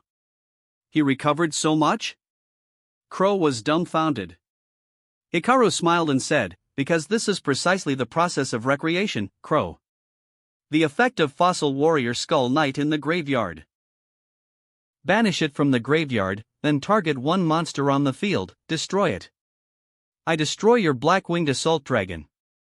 Without Black Feather Whirlwind on the field, there was no way to use its effect to remove Black Feather counters as a substitute for destruction. As a result, Crow's Black-Winged Assault Dragon on the field had no choice but to be destroyed by the warrior charging from the graveyard. Crow, this card is one I obtained from dueling students from other academies during the GX tournament in my world. Including the Oracle King Dark that Sartorius gave me, and the Elder Entity NTSS my friends in Magic Academy gave me, these are precisely the power of fusion. Although Oracle King Dark was given with malicious intent by Sartorius at that time, and Elder Entity NTSS was a prize from a magic experiment, Hikaru didn't mind the process or his state at the time. Just as UCI is willing to believe I can awaken you, UCI is willing to communicate with all the earthbound immortals, willing to synchro. Crow, why not try believing in me, believing in UCI? Crow hesitated. Of course he wanted to believe in UCI. But what he hated even more was himself, his own inability to do anything. There's no need to resent yourself, because you've already done enough. Besides, you now have the power to help UCI establish connections with the other earthbound immortals, don't you? That's true, but Hikaru, if we can't win the duel, Wairokocha Raska won't accept your explanation, and neither will I. No matter what you do this turn, you can't deal lethal damage to me. Then I'll let you fuse too. What? The effect of Fusion Gate. I banish Kaitapatra and Baby Sarasaurus from my graveyard, and Fusion Summon. Level 6 Horned Saurus. Then, I Fusion Summon using the Dark Fusion monster on the field, D/D/D Oracle King Dark, and the Dark Fusion monster on the field, Horned Saurus. Oh, great wings that pursue fusion, now, spread everything and embrace all fusion. The two dark monsters transformed into purple streams of light, rising into the blue flames in the sky, then turning purple. Fusion Summon, my wings. Level 8 Starving Venom Fusion Dragon. The monstrous yet beautiful giant dragon vibrated its purple light wings, slowly and gracefully appearing behind Hikaru. Starving Venom Fusion Dragon, Level 8, Dark, Dragon, ATK 2800. Fusion. Dragon? Yugo and his two companions, who were excitedly watching the live broadcast, froze simultaneously upon seeing this monster. Fusion Dragon? This guy, even his monsters are called Fusion? He's a madman. No wonder even the earthbound immortal couldn't change him. Starving Venom Fusion Dragon's effect: once per turn, I can target one level 5 or higher monster my opponent controls. Until the end phase, this card gains that monster's effects and name. Could it be? Could it be? Crow was suddenly startled. He only had one monster left on the field. That's right, it's exactly what you're thinking. What I'm copying is the effect of earthbound immortal Wairokocha Raska. Starving Venom Fusion Dragon looked at the gigantic earthbound immortal. After a burst of blue flames, it endured the divine power and copied the god's effect. I activate the effect of Fusion Substitute in the graveyard, banish it, return El Shaddol Winda from the graveyard to the extra deck, and draw one card. Also, the effect of Metalfoes Fusion, return it from the graveyard to the deck, shuffle, and draw one card. Hikaru glanced at the two cards he drew, then drew one and immediately activated it. Quick play spell, Diffusion. Ha! I return Infernoid Tiara to my extra deck. Infernoid Tiara's massive body slowly dissipated, as if it had never existed, vanishing in an instant. And in that instant, Crow found himself seemingly returned to the position before Tiara was summoned. He was deeply shaken by the sight. On the other side, Tiara returned to Hikaru's side, her left hand gripping her right shoulder, rotating her right arm, testing the strength of her body. Ha, I went out for a walk, and I feel pretty well recovered. She was quite pleased. After all, proving her divine power in front of so many people must have been very satisfying for her. Hikaru didn't respond to her, the duel was more important. Set one card. I activate the effect of Starving Venom Fusion Dragon, skip the battle phase, and reduce your life points to 1. Starving Venom Fusion Dragon took a deep breath, mimicking the earthbound immortal, and exhaled a torrent of energy. The massive earthbound immortal gently shed a feather, shielding Crow from the onslaught. Crow, LP, 1. My god! Who would have thought we'd see this? Countless spectators exclaimed in amazement. Who would have thought that in one day, a single duel would produce two instances of one LP, and both of them were the duelists themselves? Amazing! No battles, no synchro summoning, just fusion materials and the fusion environment, and they managed to pull this off. But at the end of the turn, won't all the fusion monsters on Amaji's field be destroyed? Yes. End of turn. Processing the effect of chain material. As chain material's effect triggered, the monsters on Amaji's field disappeared and shattered one after another. It was as dazzling as fireworks. The effect of Starving Venom Fusion Dragon. If this fusion summon card is destroyed, all special summon monsters my opponent controls are destroyed. Starving Venom Fusion Dragon roared and charged at the Earthbound Immortal, who simply flapped its wings and swatted away this card that possessed no spirit or consciousness of its own. But even Wairokocha Raska couldn't help but acknowledge this courage. So, we're back to square one. Yeah. Crow couldn't help but nod. So, you want to leave the duel to the next draw? There's no certainty in a duel, no invincibility. Even the strongest deck can't win forever, always win, or be absolutely undefeated. For us, drawing a card is both the unknown and the possible. Just like the possibility that UCI is seeking. Crow, do you believe in possibility? Ha, Amaji, no wonder UCI trusts you so much. Well, you'd better watch out. For my black feathers, even a single card can win me the duel. He lunged forward, drawing a card with sudden force and glancing at it. Blackwing Blizzard the Far North. His eyes widened. That's right, by using this card's effect, combined with the effect of Blackwing Hillen the Tengu Wind, which was sent from the deck to the graveyard by Tiara's effect last turn, I can easily summon another Synchro monster. Although several Blackwing Synchro monsters in my extra deck have been sent to the graveyard, I still have monsters left, and I can still duel. It'll work. Normal summon. Tuner monster, Blackwing Blizzard the Far North. A small blizzard-feathered bird was summoned from his hand. When this card is normal summoned, I target one level 4 or lower Blackwing monster in my graveyard and special summon it in defense position. I choose Phantom. I see, well, sorry about this. What? I activate my facedown card. Continuous Trap, Shaddol Schism. That card that was recovered by Shaddol Core? Crow was stunned. This card banishes fusion materials from my field or graveyard to fusion summon a Shaddol monster. Oh no! Crow exclaimed. I banish Kytoptera from my graveyard and Shaddol Beast from my graveyard. Fusion summon. Emissary of Tiara. El Shaddol Winda. The green-haired, doll-like girl reappeared on Hikaru's field. Her delicate face told the story of the duel. Shaddol Schism's effect. After the fusion summon, I send one monster my opponent controls with the same attribute as the fusion summon monster to the graveyard. I choose your Blizzard the Far North. Thus, after the play resolved, only one Blackwing, Sudri the Phantom Glimmer remained on Crow's field. Blackwing, Sudri the Phantom Glimmer, Dark, Winged Beast, Def 1400. A monster fusion summoned with Shaddol Schism cannot attack directly.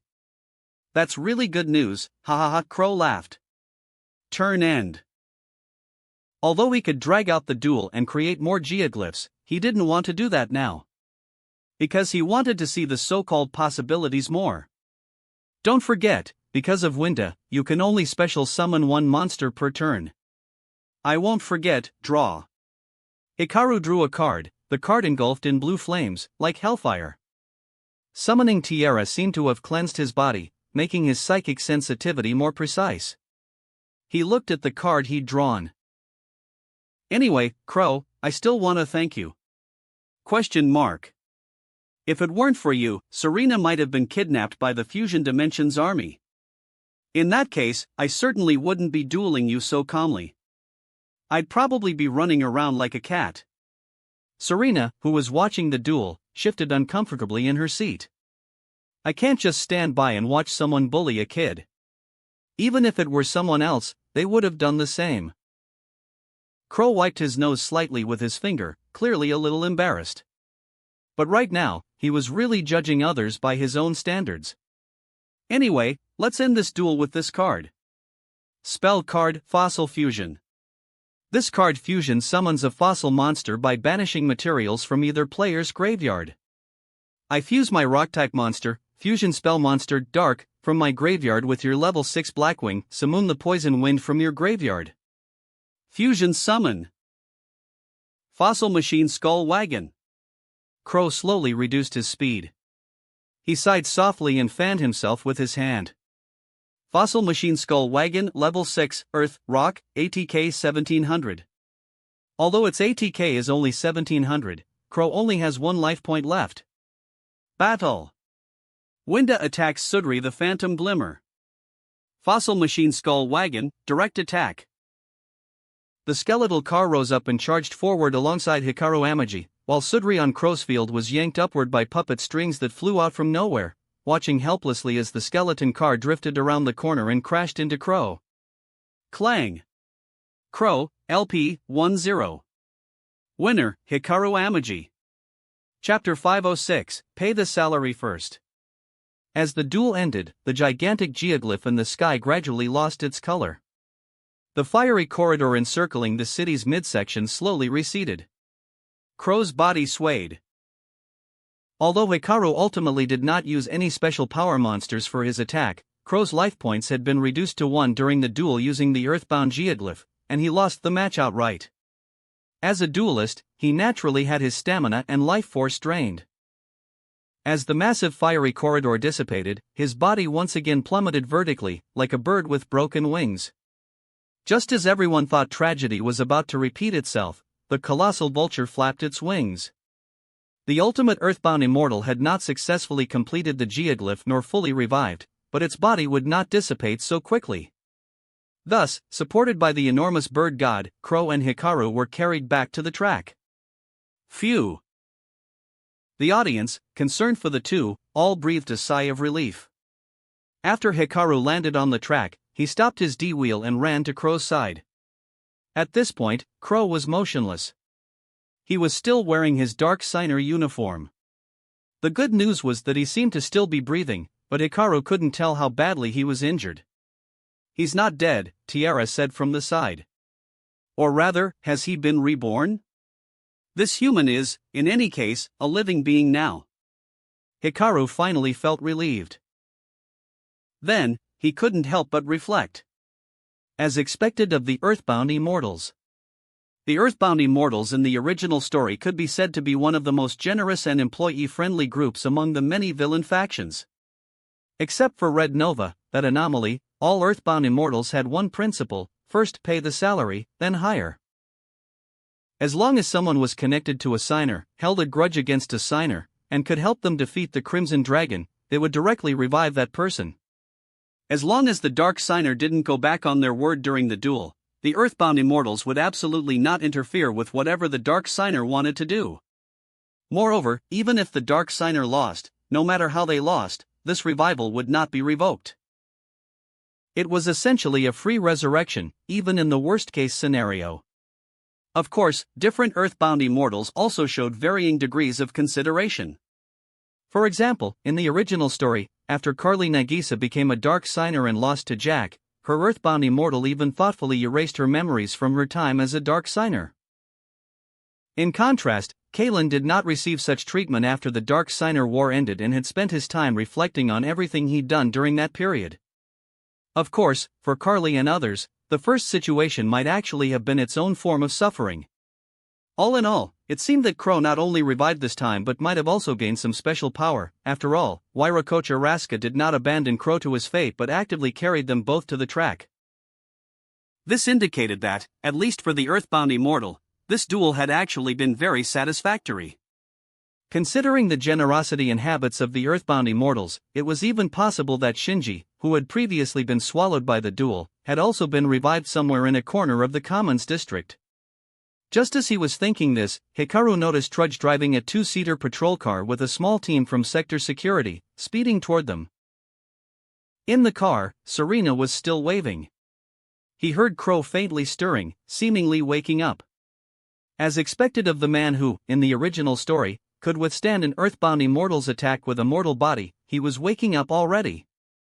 In this world, with the protection of the earthbound immortal, he didn't seem to have suffered much pain at all.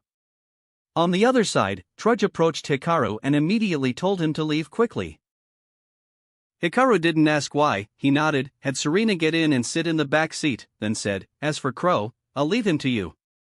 He should need a bit more time to fully regain consciousness." "Don't worry," Trudge promised. His sector security subordinates behind him didn't even question Trudge's decision. Having witnessed the duel up close, and as duelists themselves, they now held nothing but admiration and respect for Hikaru and Crow. Especially since Crow had died right in front of them to save a child, even if he was from the commons, they couldn't bring themselves to be hostile. And Hikaru winning against what they considered an almost invincible situation was even more extraordinary. Furthermore, since their captain said so, why would they arrest anyone? Anyway, they couldn't win a duel against him, so why bother? How much did they get paid a month? Why risk their lives? Hikaru indeed didn't need to ask Trudge for the reason. Although he didn't know why no Fusion Dimension soldiers had tried to snatch Serena while he and Crow were dueling, at least this way, Trudge didn't seem to need to make a final choice between his job and justice. Earlier, Hikaru had asked Trudge to continue looking after Serena because he was worried about collateral damage injuring her. At that time, Hikaru had seen the passion in Trudge's eyes, passion he thought had long since died, and he guessed then that if a colleague tried to take Serena, Trudge would definitely not allow it and would stop them. This situation was good for everyone present. The footage of Crow saving those people has been recorded by our patrol cars. The parents of those 2 children are also anxiously waiting for them to return. By then, Crow might even become a hero praised by some people in the tops, Trudge said thoughtfully. "Is that so?" Hikaru nodded. "That might be a great thing. At least Crow's efforts would not be in vain." He didn't chat long with Trudge, time was very tight. He continued driving rapidly in another direction. Unconsciously, the sky had once again become overcast. Unlike the giant bird god from before, a terrifying colossus had appeared at one pole of the city. Clearly, Kalen and Yusiai's duel had also entered its final stage. On the other side, Leo Akiba felt a surge of irritation but showed no emotion on his face. Originally, according to his plan, Hikaru was bound to lose to Crow, as Hikaru normally had no way to bypass the combination of Wairokocha Raska and Black-Winged Assault Dragon. So he had wanted his Fusion Dimension soldiers to watch how Hikaru would lose to a duelist from another dimension, how Hikaru, this traitor of the Fusion Dimension, would fall. But he never expected that Hikaru would play D/D/D Oracle King Dark. What was even more infuriating was that card was definitely one he had created with his own technology. His own card becoming a powerful tool for his enemy's student, allowing him to overcome an impossible situation, infuriated him beyond measure. What angered him even more was that precisely because he had allowed his soldiers to watch the duel, they had missed a prime opportunity to take Serena. But no matter how angry or dissatisfied he was, he absolutely could not show it now. He must not let his soldiers discover his mistake. Damn it! With his hands behind his back, he gazed expressionlessly from below the Elder Council chamber, as if everything was under his control, appearing profound and unfathomable, causing the nobles to gasp and whisper in awe. Only he knew how enraged he was inside, and how murderous his intent toward Hikaru had become. He could tolerate it no longer. He narrowed his eyes, his face as cold as a wax figure, as if he wanted to devour someone alive. Now, he had completely grasped all of Hikaru's trump cards. It was time. He could no longer let Hikaru thwart his plans. He made his decision, to act personally. He would deal with Hikaru himself. Chapter 507, Only One Missing. Hikaru sped down the road with Serena, and occasionally a few Fusion Dimension officers would spot him, but they would quickly look away and busy themselves with something else, pretending not to notice. Along the way, Hikaru also rescued people being targeted by the Fusion Dimension forces, telling them to get out quickly. Although Shinji, one of the instigators, had died, the resistance didn't have only Shinji leading them. Besides Shinji and Kalen, there were 2 other leaders, so even without Shinji, the rebellion would not stop. Hikaru drove on, heading in Yusiai's direction. In the distance, a giant was swinging its massive hand, but in the next instant, a green gale blew through, and a mechanical-looking dragon streaked across the sky. Hikaru looked up and saw a rather striking dragon. Activate when an opponent's monster declares an attack, that attack is negated. A passionate voice seemed to carry on the wind. It was at that moment that Hikaru finally saw the full form of that strange dragon. Its overall silhouette was somewhat similar to Stardust Dragon, but sturdier. In addition, most of its body was composed of metal, making it look more like a machine than a dragon. Oh my, Shooting Star Dragon TG expansion? Oh. That's right. Hikaru began to reconsider. What he'd assumed before was a bit off. Indeed, UCI had accepted modifications from people of the future, becoming something of an artificial god, but this didn't mean he would abandon his soul, Stardust Dragon. Moreover, the help from the future probably wasn't limited to just the Time Lords. Without the assistance of the Crimson Dragon, instead relying on himself and scientific evolution to create Shooting Star Dragon TG expansion, it made sense. Hikaru recalled that in the original story, UCI defeated Kalen by synchro summoning Majestic Star Dragon with the power of the Crimson Dragon.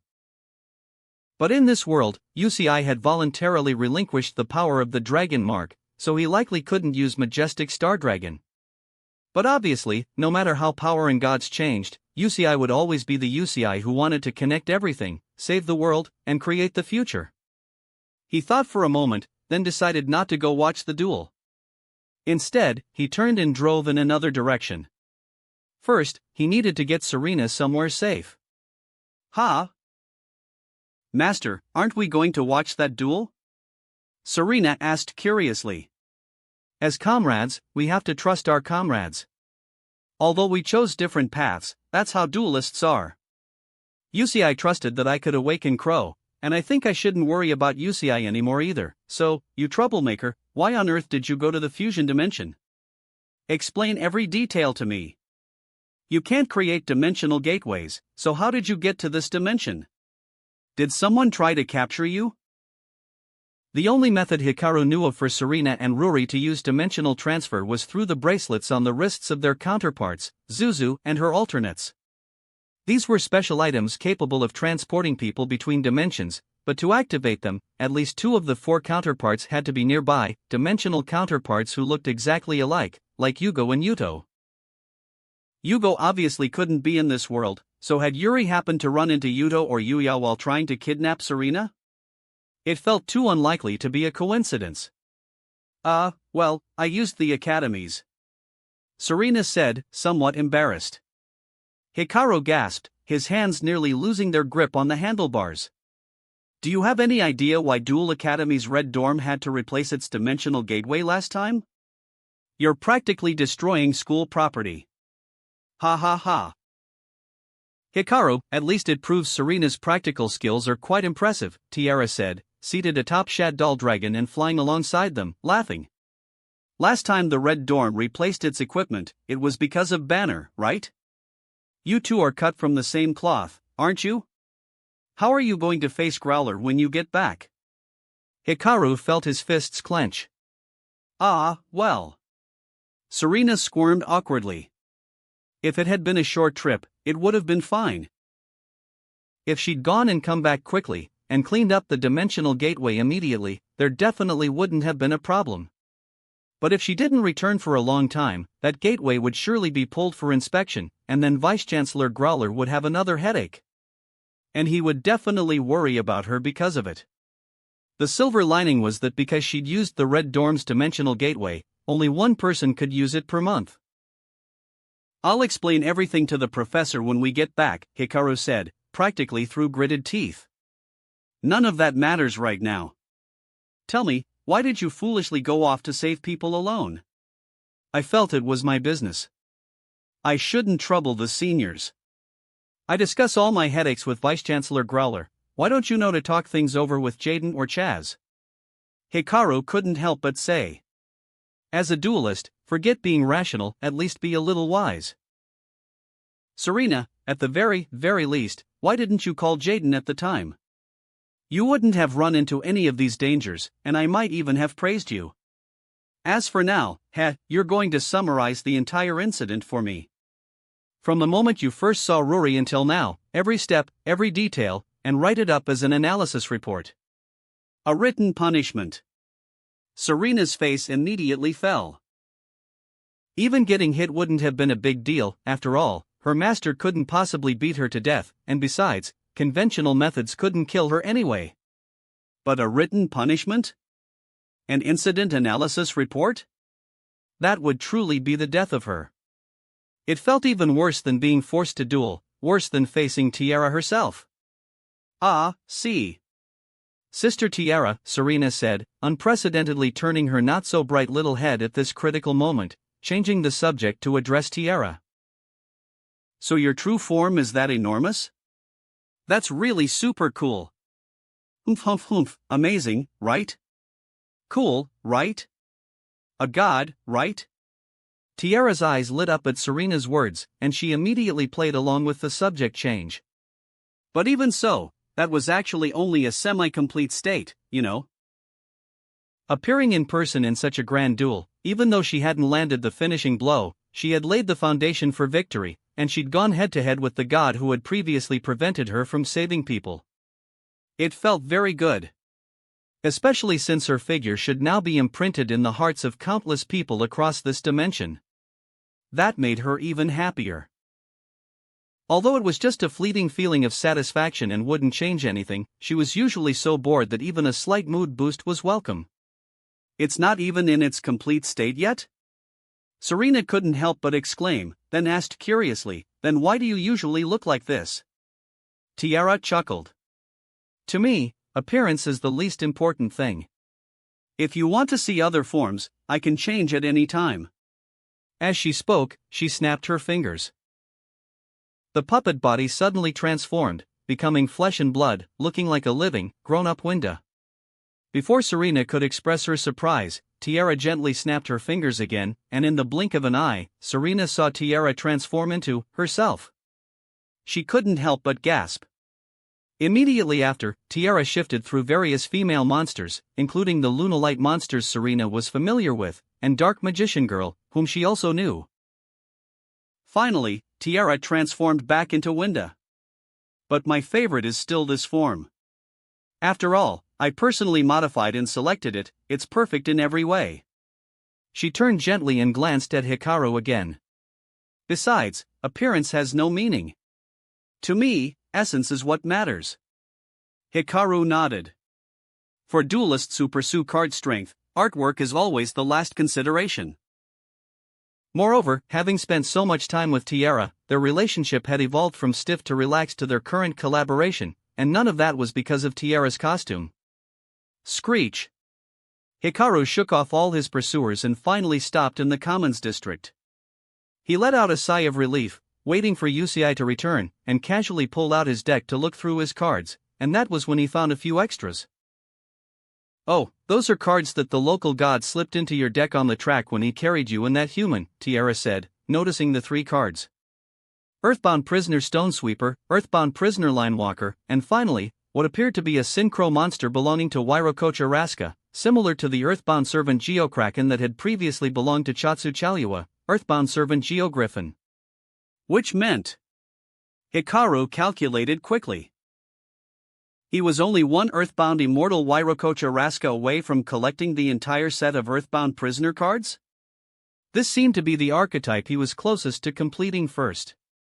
Chapter 508, You're watching. Hikaru checked his deck, and Serena, who knew her master had a habit of inspecting his deck after every duel, didn't disturb him, instead curiously peeking at Hikaru's cards.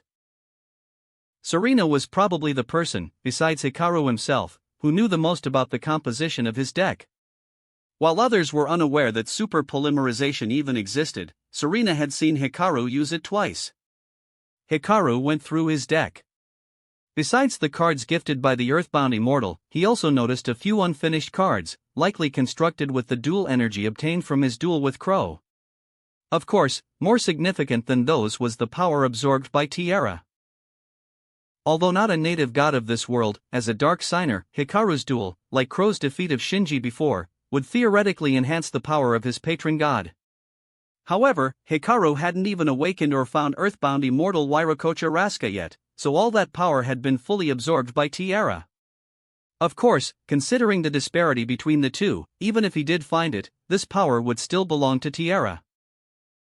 The day before yesterday, upon learning that Leo Akaba had actually come to this world, Hikaru immediately dropped his previously casual attitude and stayed up all night modifying the Emerald Tablet.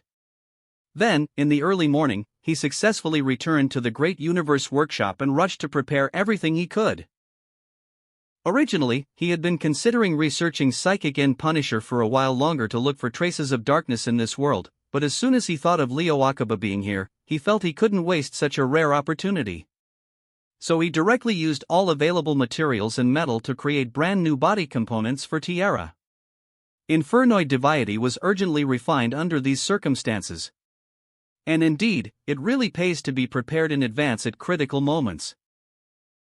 Otherwise, he would have truly had to use super polymerization against Crow today. Most of the spell and trap cards in his deck couldn't immediately resolve the situation. Even cards like Flame Swords Dance and Salamandra with Chain would need to be drawn first and then wait another turn before they could be used. So taking the time to create Deviety and Atandal was indeed worthwhile. Thanks to the esteemed Leo Akaba, who always guides him toward a better path. Hikaru grumbled internally, then glanced at Serena. She looked puzzled, meeting his gaze with confusion. Hikaru sighed helplessly. As it happened, as soon as he finished tinkering all night and returned, the first thing he received was a message secretly sent by Trudge. Even now, Hikaru hadn't slept, and his nerves felt somewhat frayed. However, going without sleep for a day or two wasn't a big deal for him. After all, when his psychic sensitivity was at 5 or 6 stars, Hikaru's physical fitness already supported him staying up for extended periods and conducting alchemy experiments through the night. What truly made Hikaru feel exhausted was Serena doing something like this without consulting anyone. That really gave him a headache. Just thinking that he only had one student and was already feeling this drained, he couldn't help but sigh. Hikaru pinched the bridge of his nose. Although he could confidently say he was one of Growler's most worry-free students, he'd actually caused Growler quite a bit of trouble. The previous attack on Duel Academy Island by the Fallen Angels Apostles happened because they had overestimated Hikaru and Growler, which was why they used the power of darkness and the Fallen Angel to duel Growler in order to unseal the sacred beasts. Although from the results, Growler, as the acting principal, couldn't have let such fallen teachers go unpunished anyway. Thinking about it now, he really had caused his teacher quite a headache. Hikaru sighed again at the thought.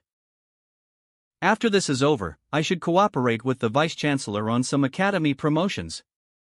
Finally, as Hikaru flipped through his cards, he discovered a brand new card. Garura, Wings of Resonant Life. Wow! Hikaru looked at the card, unable to suppress a soft exclamation. Finally, the super versatile fusion monster was here. Hikaru examined the card, its image and text flashing through his mind in an instant.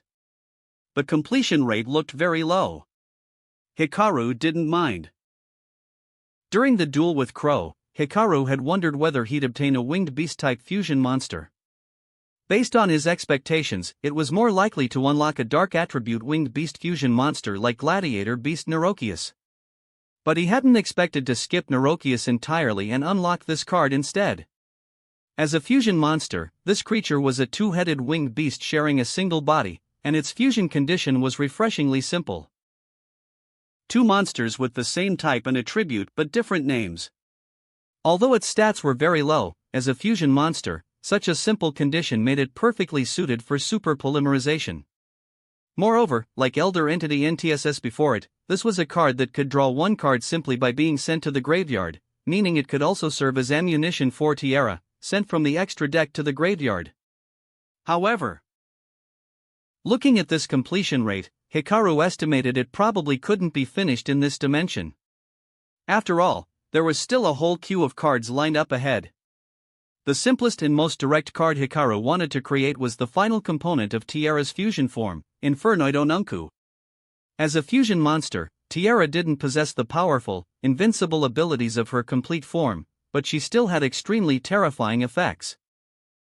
The moment she appeared, if there were 10 fusion materials, she could make both players' entire hands vanish in an instant. If the main focus was hand destruction, a 10 material tiara on the first turn was obviously devastating.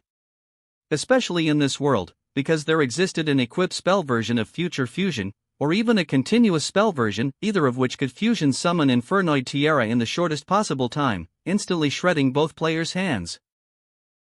This level of power was completely different from Tiara in the environment before Hikaru's Isekai transfer, even in his original world, unless you were running a graveyard-filling deck like Tear Laments. Eating Tiara's hand destruction on the first turn basically meant waiting to lose.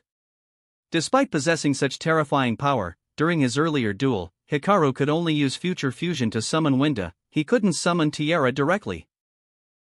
Not because Hikaru wanted to go easy on Crow, but because he simply couldn't do it. He didn't have Infernoid Onunku.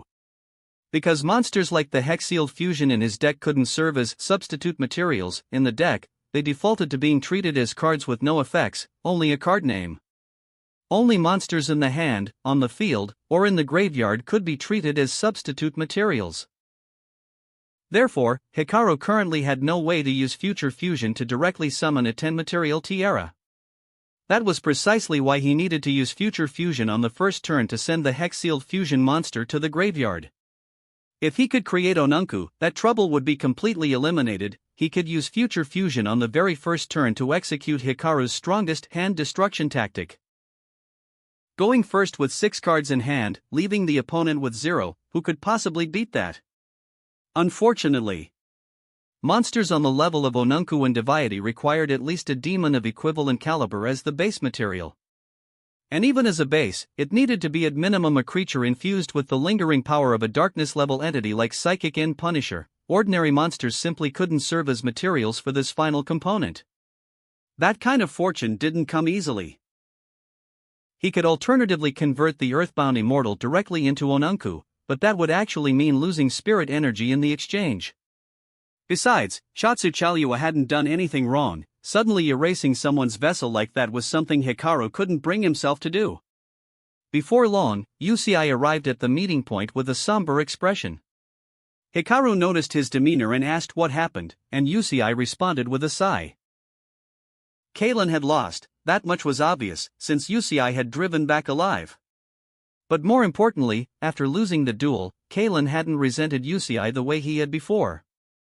Instead, he said he'd always forgotten his original purpose, forgotten that after conquering the commons, he was supposed to settle things with his friends fair and square. He had forgotten his original conviction. He had attacked security purely for the thrill of more exhilarating, more satisfying duels. But by then, he could never truly be satisfied again, because his heart had become completely hollow. He disappeared in the end. Yusei said sorrowfully, quietly reaching into his pocket and pulling out a card to show Hikaru. Earthbound Immortal Capac Apu. After the duel ended, Kalen had told Yusei from within his emptiness that during their previous duel, when he saw Yusei modify his own body to save humanity, he had felt an overwhelming void. Even though the duel hadn't ended, he knew in that moment that he'd lost. Because his heart, his ideals, could no longer keep up with the Yusei of today. So during this time, he had been communicating with his Earthbound Immortal, trying to persuade it to support Yusei, meaning this second duel wasn't a contest of strength, but a demonstration, a performance to convince Capac Apu to support Yusei. And that, ironically, was actually one of the original, foundational purposes of dueling as a ritual. Kalen. Yusei stared at the card in his hand, unable to calm down for the longest time. Even though the duel was over, even though he'd been riding through the wind for a while, he still couldn't settle his emotions. Try to look on the bright side, Hikaru said. He knew the Earthbound Immortals wouldn't simply discard their servants after using them. In the original story, Kalen had been genuinely revived at full strength. Since you've reached a mutual understanding, someday you'll meet again. At the very least, you've completed the first step, truly making an enemy, an Earthbound Immortal, believe in and support your ideals. Hikaru rolled his neck, then held up 2 fingers. Including Chatsu Chalua, Yusei, you've already earned the approval of at least 2 Earthbound Immortals. Chatsu Chalua? That sea god? It was that easy to convince. Yusei was somewhat surprised. What he'd asked Hikaru to find was Wairokocha Raska. Though it still hadn't been located, Hikaru had mentioned before that he had a lead. He hadn't expected Hikaru to produce an entirely different earthbound immortal. Hikaru spread his hands. This particular earthbound immortal is very easygoing. Easygoing was an understatement. It was basically in a state of do whatever you want, it's all fine. As for the previously appeared Wairokocha Raska, that colossal vulture-like sun and moon god, although there had been no direct communication, based on what Hikaru had gained and sensed after his duel, that bird god at least bore no ill will toward humanity. And for UCI, that was an enormous gain. Reconnecting the hearts of all people and all gods, achieving harmony with them, that was undoubtedly a world-class feat and challenge. But conversely, having already gradually earned the approval of two ancient gods, the future was becoming ever clearer, ever more possible, while the future of destruction was gradually drifting away from this world. As they talked, the two began driving away. UCI led the way for Hikaru, arriving at the safe house he'd previously found for Lulu and the others. There, Rin and Yugo cheered as they welcomed UCI. The two of them had grown up learning alongside UCI, regarding him as family and an older brother. Recently, UCI had been avoiding them to hide the fact that he'd undergone body modification, and also to avoid frightening the kids. Now that they could finally see UCI again, they were naturally ecstatic. Serena spotted Lulu again and waved cheerfully. But upon seeing Rin, she clearly fell into the existential crisis of who am I? Where am I? Who is she? Oh, once more, freezing in place. Fortunately, Lulu had already anticipated this possibility and quickly explained the situation.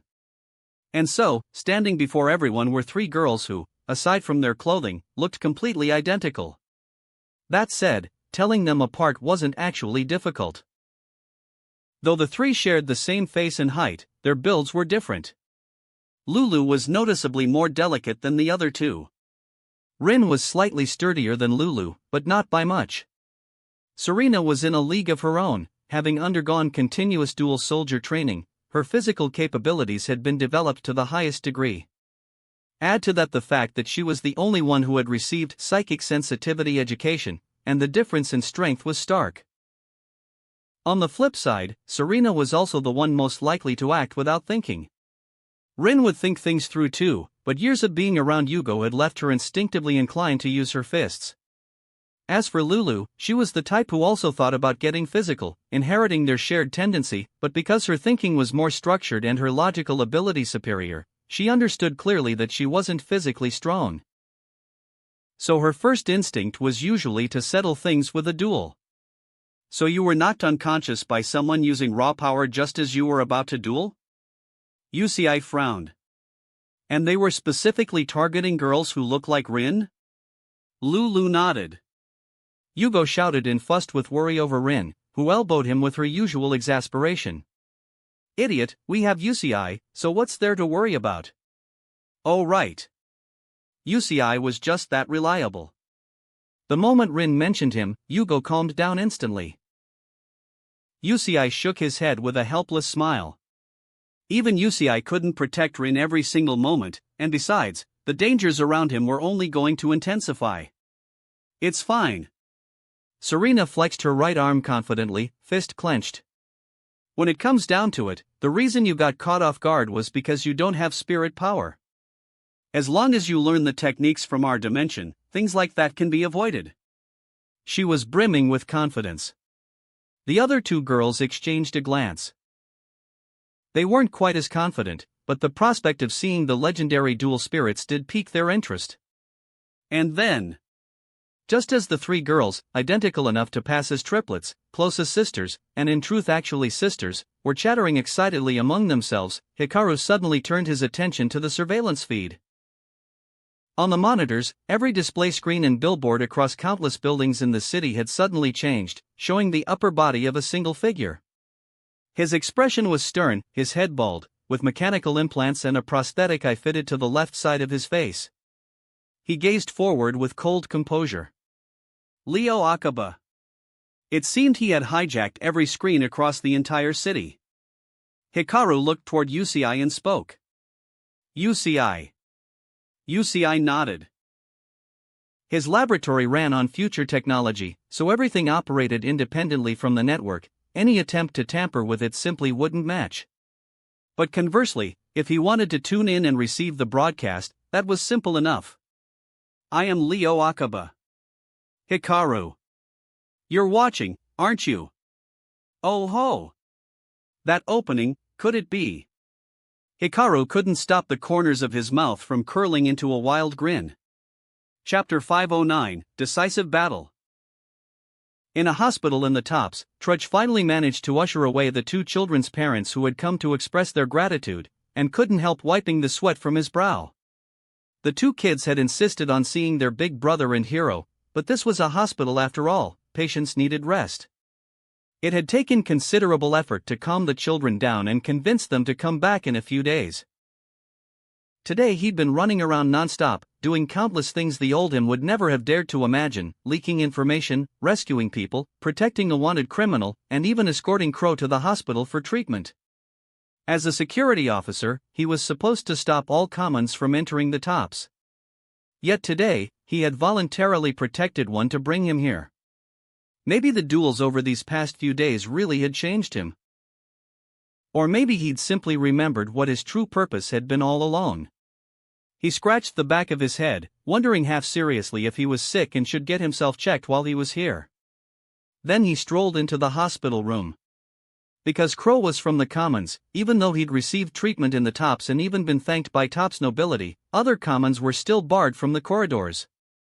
So Crow had no family or friends who could visit.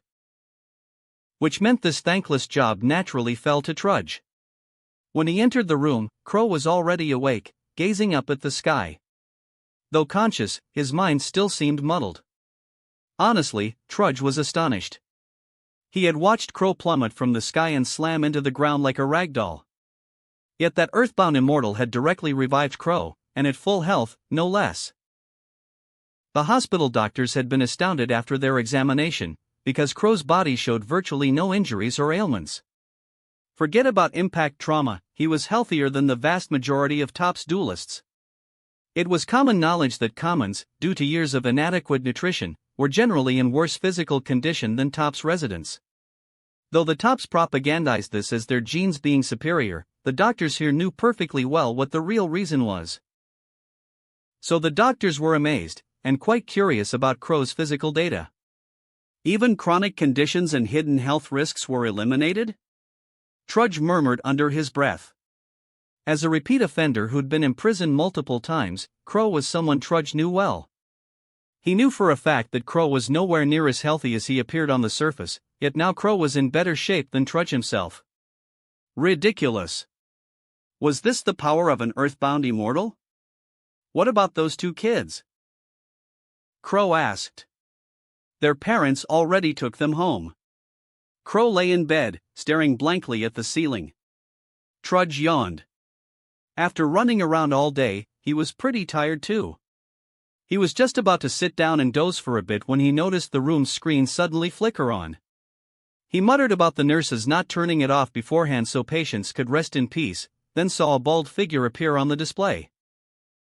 On screen, the man spoke coldly and severely, announcing his own name, and then another person's name. Hikaru. Instantly, both people in the room snapped to full attention. The man on screen identified himself as Leo Akaba, Supreme Commander of the Fusion Dimension Forces and ally of the nobility. He declared that henceforth, he would represent the nobility in crushing all commons insurgents who dared to defy the Tops. So this guy's the boss of those weird soldiers? Trudge's expression darkened. TCH, those nobles are so desperate to keep their status they'd even ally with people from another dimension? It was like two factions in an ancient kingdom fighting for power, and one side suddenly inviting barbarians in to pillage their own people. He'd seen it with his own eyes today. Those fusion dimension security forces showed absolutely zero mercy. Half the time they didn't even bother with arrests, they simply used card power to seal people's souls, or outright gun commons down with weapons. And the nobility was cooperating with people like that? Leo Akaba didn't waste time with pleasantries. He didn't spout any nonsense about eternal friendship between Fusion and Synchro. Instead, he declared bluntly that he would deploy even more terrifying force to suppress the commons. And not only that, traitors who dared to help the commons would also be purged. Slam. UCI, watching the broadcast, couldn't stop himself from slamming his fist on the table. What is this guy spouting? He ground his teeth. Goodwin, currently under house arrest, watched the scene unfold. The smile on his face hadn't faded in the slightest. On the contrary, he murmured softly, "Well then, have you decided? Are you going to keep watching?" His sudden remark startled his adjutant, Lazar, who looked around in every direction but couldn't spot anyone unusual. He was starting to wonder if his superior had lost his mind when a voice abruptly sounded from nearby. "I'm not your clown anymore, Goodwin." Lazar shrieked, then turned to look, and there, having somehow entered the room one step at a time without anyone noticing, stood a tall, blond man. Goodwin had never worried about being under house arrest. Even if he didn't take action himself, he knew someone would always come to rescue him. Jack entered with a cold expression, followed by Carly, who looked even more nervous than Lazar, trembling as she walked in. "Jack, it's been a while." "I'm glad to see you're in good health," Goodwin said with a smile. Jack kept his icy demeanor. "Oof. The streets are crawling with reckless idiots and scum attacking ordinary people, and you're just sitting here doing nothing about it? So you really did get locked up, huh?" Unlike Crow, when Jack realized the situation had escalated, his first instinct was naturally to confront Goodwin directly, to demand an explanation for why he'd allowed all of this to happen. But after fighting his way through multiple obstacles to get here, he discovered that this time was different from before. It wasn't that Goodwin didn't want to see him, Goodwin had been imprisoned. Right now, change those orders immediately. Goodwin remained as calm as ever, nodding, but replied, however, at this point, to change the situation between the tops and commons now that they've plunged into open conflict, my orders alone won't be enough. Jack, as a duelist, as a king, as the shared idol of both the commons and the tops, only if you step forward can both sides be calmed, even if only for a few seconds. "You want me to play the clown again?" Jack demanded furiously. "It's not a performance. It's accepting your mission," Goodwin responded. "Oof." Jack's expression remained cold, but he didn't argue back. The reason he'd arrived so late wasn't because having Carly with him had softened his fists. It was because on the way here, he'd seen the same broadcast the security officers were watching, the duel between Crow and Hikaru. He knew that Crow was trying in his own way to change this world and help UCI. He'd also seen Hikaru, someone who'd only met UCI a handful of times, yet already understood him deeply and was willing to believe in him. Hikaru's duel had stirred his blood. And more importantly, he'd already decided to make amends for his past mistakes, to help UCI, the man who was willing to modify his own body to change the world. And now, after all that, Goodwin wanted to use him as a pawn again? He refused to be some false king. "Jack." But then, Carly suddenly spoke up. Jack turned to look at her. At critical moments, Carly always managed to come up with ideas that were more meaningful and more aligned with what he truly wanted. "Jack, haven't you already decided to become the true king, the king of the children? But if there's no future at all, you'll never have the chance to become that king, right?" She smiled at him. "So just keep moving toward becoming that king." Jack took a deep breath. Lazar watched the scene in astonishment. This was the first time he'd ever seen anyone talk down an angry Jack Atlas. "Oof. Fine then. But Goodwin, don't think I'll let you manipulate me again." Goodwin smiled, glancing thoughtfully at Carly for a moment before nodding gently in acknowledgement of Jack's words. And then, at that very moment, Leo Akaba's next words came through the display screen. "You're watching, aren't you, Hikaru?" Jack glanced over. "Since you want to oppose our fusion forces, I'll give you an opportunity. Tomorrow morning. The Nobility Hall. I'll have security clear a path for you, giving you direct access to this location." Jack's instinctive reaction was immediate. What kind of idiot is this? Does he think someone would be stupid enough to walk straight into his stronghold and get swarmed? No one would think Hikaru would just waltz in to his death. After all, the fusion forces had guns, cannons, and had even deployed materialized mechanical giants to attack civilians. If they set up a few hundred armed soldiers in ambush, even someone as strong as Hikaru could be overwhelmed. Crow listened for a while, decided this guy was an idiot, and lost interest. But I stake this challenge on the name of fusion. Hikaru, I will be here, waiting for you personally. Whoosh. Crow shot bolt upright off the hospital bed, ready to charge out of the room. Trudge had been startled by those words too, but seeing Crow about to storm out, he quickly blocked him. Despite having known each other for only a few days, both of them now considered Hikaru a friend. Crow especially, after genuinely dueling Hikaru and truly feeling Hikaru's heart through their battle, he believed in Hikaru even more than before. Before, Crow had been willing to trust Hikaru because Hikaru was Yusiai's friend. But now, he trusted Hikaru because of who Hikaru was. A duel staked on the name Fusion, there was no way Hikaru could let that stand. No, he absolutely couldn't just sit here and wait. Immediately after, Crow realized, since Leo Akiba was using this kind of challenge to lure Hikaru to his death, it meant he was banking on the certainty that Hikaru would rise to the challenge. Because Hikaru the duelist, Hikaru the fusion wielder, would never refuse something like this. Especially not a provocation from another person who carried the banner of fusion. And on top of that, it sounded like Hikaru and the fusion forces had been at odds for a long time. Crow immediately abandoned any thought of trying to stop Hikaru. There was no stopping him, and he wouldn't try. So then, find a way to help him? But how? He looked at Trudge, then toward the hallway outside, and remembered those nobles and those children. Ah! He had an idea for how to lighten the burden on Hikaru. Trudge, could you help me find those parents again? I think I've pretty much recovered. Trudge blinked, not understanding why Crow had shifted gears so quickly, but after a moment's hesitation, he nodded. Inside the security bureau, Jack listened to the rest of Leo Akiba's announcement with a cold expression. He recalled how Hikaru had looked during his duel with Sayer, knowing Hikaru would never back down from danger. He let out a cold snort. Consider yourself lucky, Goodwin. What's the plan? Now was not the time for hesitation. It's quite simple.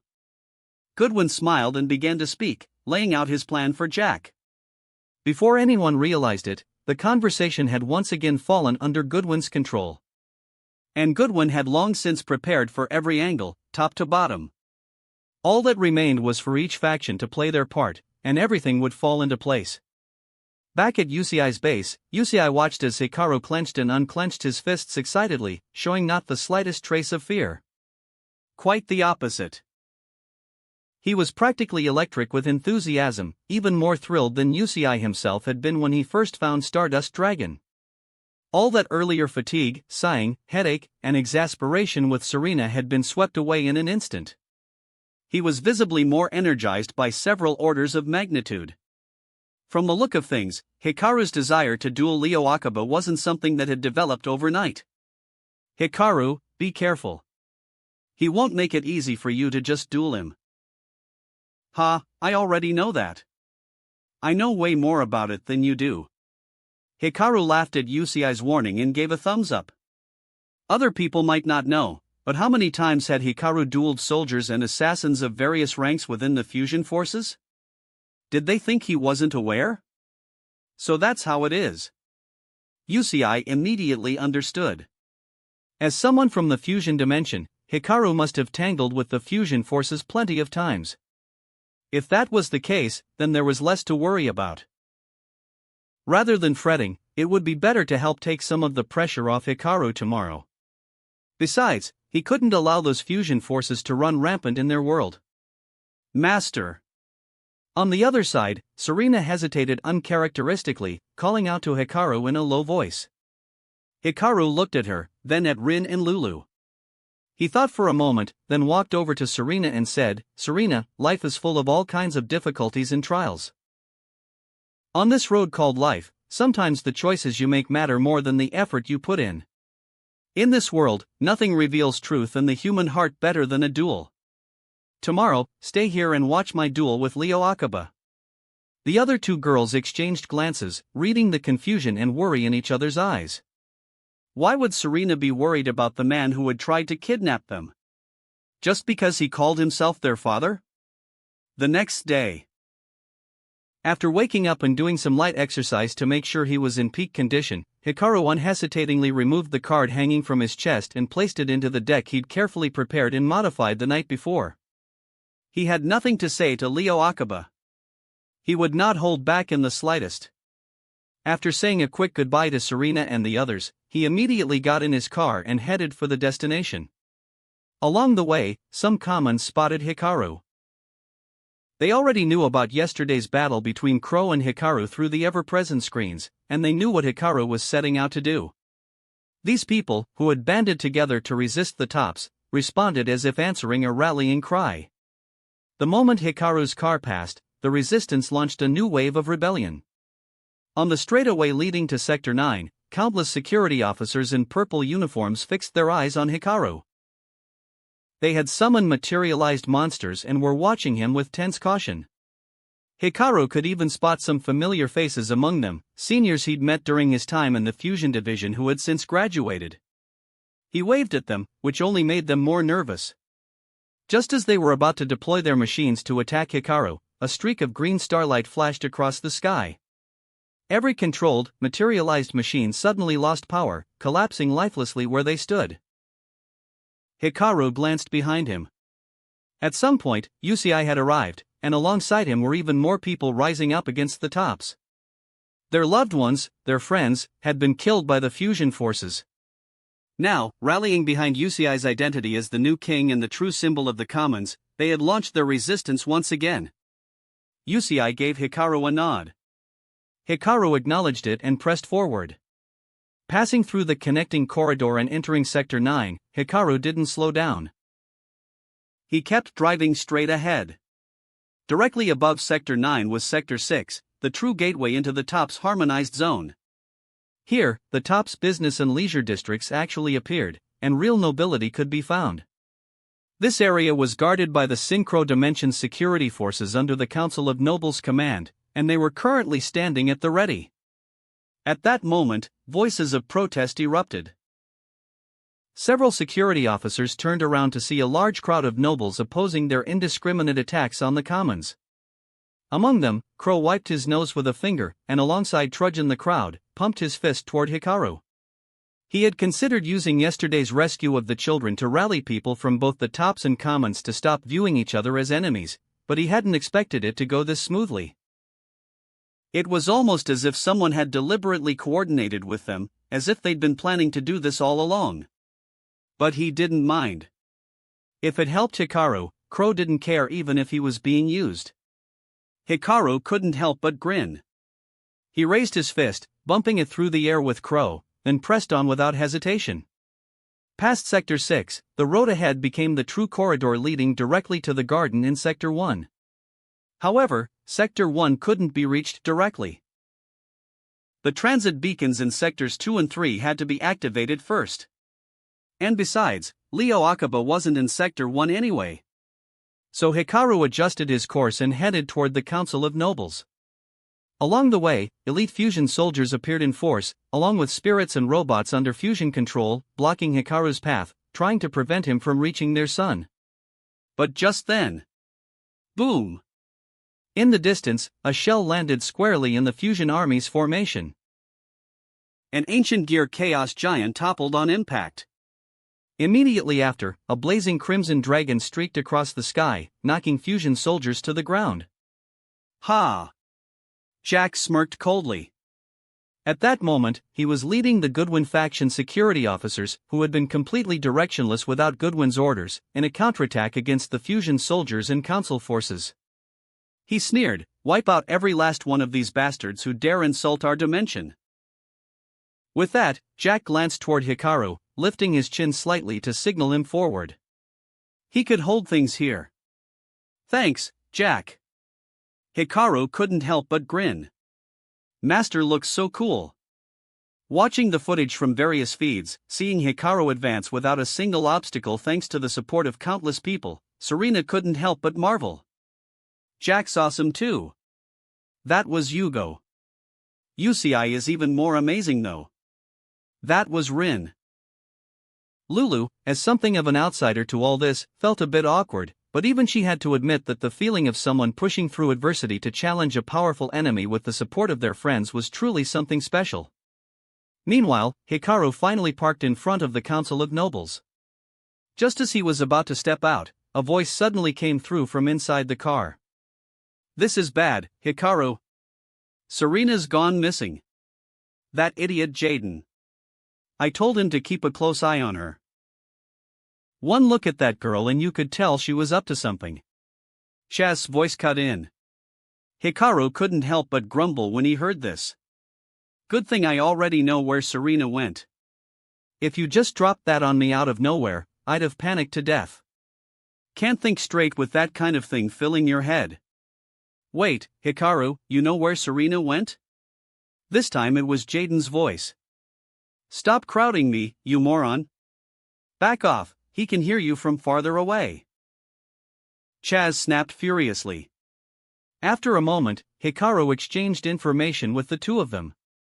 Upon learning that Hikaru was actually about to duel Leo Akaba, they couldn't help letting out groans of frustration despite their worry. They wanted a shot at Leo Akaba too. But since the duel was already set, both of them told Hikaru not to lose any points and to teach Leo Akaba a lesson on their behalf as well. Make sure you put the transmitter back on your duel disk. No way we're missing this duel. The two had complete confidence in Hikaru and were dying to see Leo Akaba lose. Hikaru nodded and removed the device from his D-wheel, reattaching it to his duel disk. Then he strode forward and entered the Council of Nobles. Inside, several nobles sat in the upper gallery, silently observing Hikaru's entrance. Lining both sides of the hall stood the true elites of the fusion forces, generals of the same rank as Relos. Even those not present could watch this duel, like Yuri and others stationed back at base. Heh, so you came, Hikaru. Of course. Hikaru wasted no words.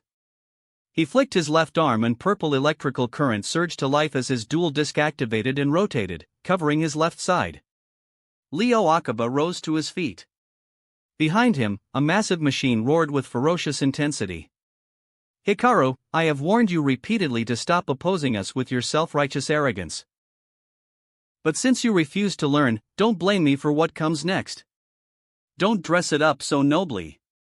The only reason I've been opposing you is because you and your fusion forces have been running amok.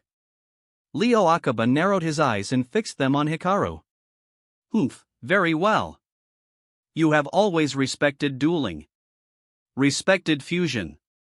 In that case, let us stake this on the name of fusion. Hikaru, if I lose, I will relinquish my authority as leader of the fusion forces. If you lose, then you will acknowledge that the fusion forces fusion is the true fusion. From that day forward, you will serve as the supreme commander of my fusion forces. Instantly, several fusion generals in the room visibly wavered, though as soldiers, none spoke or whispered. Unlike them, the noble elders were far more direct. The moment they heard Leo Akaba's words, they broke into chatter. The implication was obvious, none of these generals measured up to Hikaru. And honestly, the generals knew it too. Why had the fusion forces never selected a supreme commander until now? The answer was right here. Though they were all excellent, none of them stood head and shoulders above the rest. None was decisively stronger than any colleague. But Hikaru was different.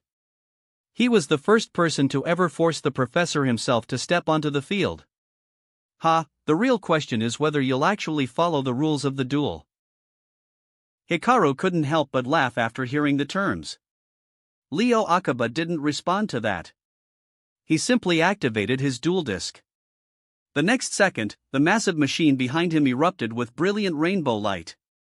Duel, X2. The Absolute Fusion Wielder, Hikaru. LP, 4000. Supreme Commander of the Fusion Forces, Leo Akaba. LP, 4000. Chapter 510, Simple Tactics. My turn. Hikaru wasted no words and immediately began his turn. The moment the duel started, the duel disk automatically presented him with a card. He glanced at it and acted without hesitation. Normal summon, Mutant M05. A strange creature encased in what appeared to be a cultivation chamber materialized on Hikaru's field. An unfamiliar card? Hikaru still has cards up his sleeve. The surrounding fusion army soldiers whispered among themselves. The nobles, however, barely reacted. Those who had truly risen to the top of the S-dimension knew exactly what Sayar had been working on, and by extension, they knew the secrets behind these cards. When this card is normal or special summoned, I can activate its effect, add one mutant monster from my deck to my hand, except Mutant M05. I add Mutant ST46 to my hand. Next, I activate the second effect of Mutant M05, tribute this card, then banish one card from my hand or one face-up card on the field. Special summon one monster from my hand or deck, based on the banished card. I banish Mutant ST46 from my hand, and since I banished a monster, I special summon Mutant Beast. Rohar. The tentacled creature convulsed wildly, then launched itself into the air. It collided with an unseen presence, twisting and merging in a violent fusion before reshaping into a towering monster. Mutant Beast, level 8/Earth/Beast type /ATK 2400. Set 1 card. Turn end. 2400 ATK? That's all? Ha, what an unremarkable opening. Couldn't even pull off a fusion summon. Looks like Hikaru's been rattled by the professor.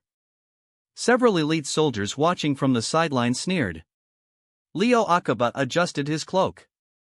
Although he wasn't particularly devoted to dueling as a scientist, his exceptional memory and analytical mind more than compensated. He had already studied the intelligence the nobles provided. He knew that Mutant Beast could negate and banish a spell card the moment the opponent activated one. So his approach was simple: bait the effect out first. My turn. Draw.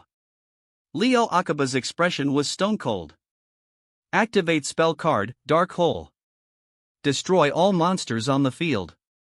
Hikaru didn't flinch. He let the card resolve. If his opponent had drawn it, there was no point holding back. He might as well use the opportunity. A massive void erupted at the center of the field, collapsing inward and swallowing everything in its reach. And now, continuous spell card, Opening of the Spirit Gates. A weathered scroll of parchment descended from above. Behind Leo Akiba, the silhouette of a great blue demon appeared, its crimson eyes burning as they stared into his back. That was Raviel, Lord of Phantasms. Hikaru didn't hesitate for even a second. Then, in response to your spell card activation, I chain trap card, Mutant Cry. During the main phase, fusion summon one mutant fusion monster from your extra deck, by shuffling the fusion materials listed on it into the deck, from among your cards on the field, graveyard, and banished zone. The fusion condition is 2 mutant monsters of different attributes. I return Mutant Beast from my graveyard and Mutant M05 from my graveyard to the deck, fusion summon, Mutant Synthesis. Return to deck fusion. TCH. He summoned that monster just to set up fusion materials? He really doesn't let anything go to waste. Hikaru raised his right hand, calling out, Fusion Summon. Defense position, level 9, Mutant Synthesis. First, a flash of green, a green eye blinked, emitting light from the darkness. Then, countless branch-like tentacles extended outward from this eye, finally filling the entire space. Mutant Synthesis, level 9/water/psychic type/def 2000. Pfft, an evil and disgusting monster. A noblewoman couldn't help but comment under her breath. For nobles, powerful cards were certainly powerful, but if they didn't match their personal tastes, even Trishula, Dragon of the Ice Barrier, would be discarded without a second thought. This was the greatest imbalance of this world. For common people, decks assembled with all their heart and effort were nothing more than trash that nobles could casually throw aside. Hikaru glanced at the noblewoman who had spoken. She immediately raised her fan, concealing her face. Hikaru turned back to continue the duel. When this monster is fusion summoned, I can target one card on the field and destroy it. I destroy your Opening of the Spirit Gates. Whoosh whoosh whoosh. Three tentacles shot toward Leo Akaba first, grabbing the falling scroll and tearing it to shreds. Leo Akaba watched without a flicker of emotion. Indeed, the set card was a mutant cry. Leo Akaba spoke as though he had seen through Hikaru completely. "You've always been like this, no matter the situation, always saving fusion for last." Hikaru waited to hear what profound insight Leo Akaba had to offer. "But what, in the end, is the difference between you and them?" Leo Akaba swept his gaze across the fusion army soldiers. Whether using synchro monsters or fusion monsters, everything ultimately converges to fusion. Leo Akaba continued, "I've warned you many times. The power you wield, the god you rely on named Tierra, isn't that also a power born of darkness? And this artificial monster beside you, wasn't it born through human experimentation and psychic power research?" Oof. Can your high-sounding words still deceive even yourself? What is this madman saying? Hikaru, hand me your dual disk, I'll beat him to death. Tierra, standing nearby, was once again infuriated by Leo Akaba. Last time, she had dueled an entire match, and it wasn't until the very end that Tierra lost her temper, because Leo Akaba had said she was inferior to the sacred beasts.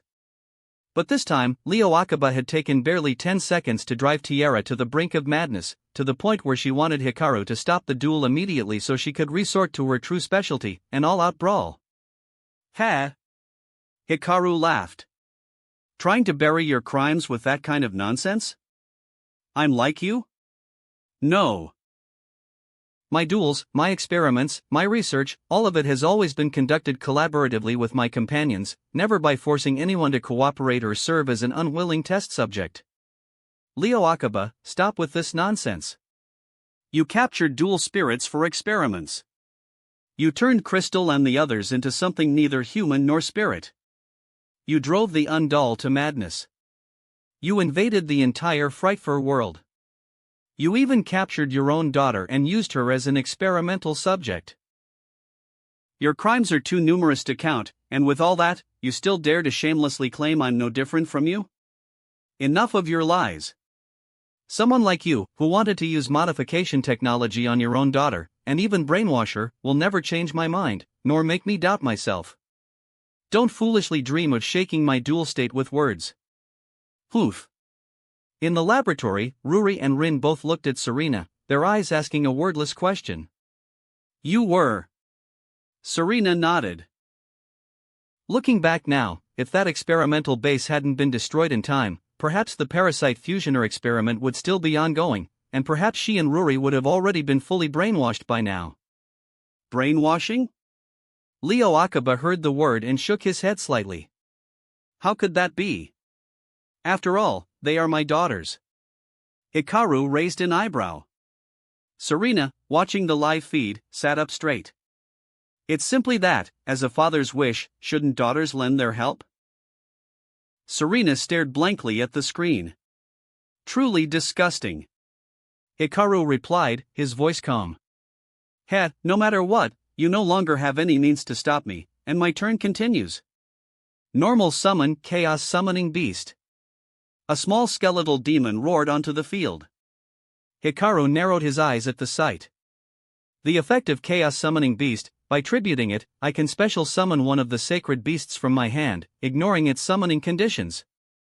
I tribute Chaos Summoning Beast, descend. Hammon, Lord of Striking Thunder. Crack. Boom. Thunder struck from outside the Elder Council Hall and into it, and where the lightning hit, countless ice crystals formed. Within those countless ice crystals, a golden demon opened its eyes. Hammon, Lord of Striking Thunder, level 10/light/thunder type /ATK 4000. It's here, a sacred beast. Hikaru showed no emotional reaction at the sight. After all, this was already the second time he had faced this monster. Activate the effect of Chaos Summoning Beast in the GY. Leo Akaba waved his hand, and the demon in the GY began to glow. By banishing this card from the GY, I can add one Fallen Paradise from my deck to my hand. A card automatically popped out of his deck and flew into his hand.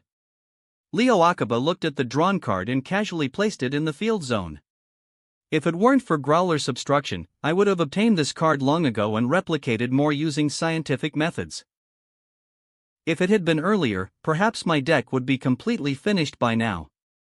In that case, Rei would become the true first female in the world, an existence like Eve. But, you hindered my experiment. It sounded different from what Hikaru had expected. But it sounded even more unhinged than Hikaru had expected. As Leo Akiba spoke, a huge ancient tree radiating vigorous life rose behind him.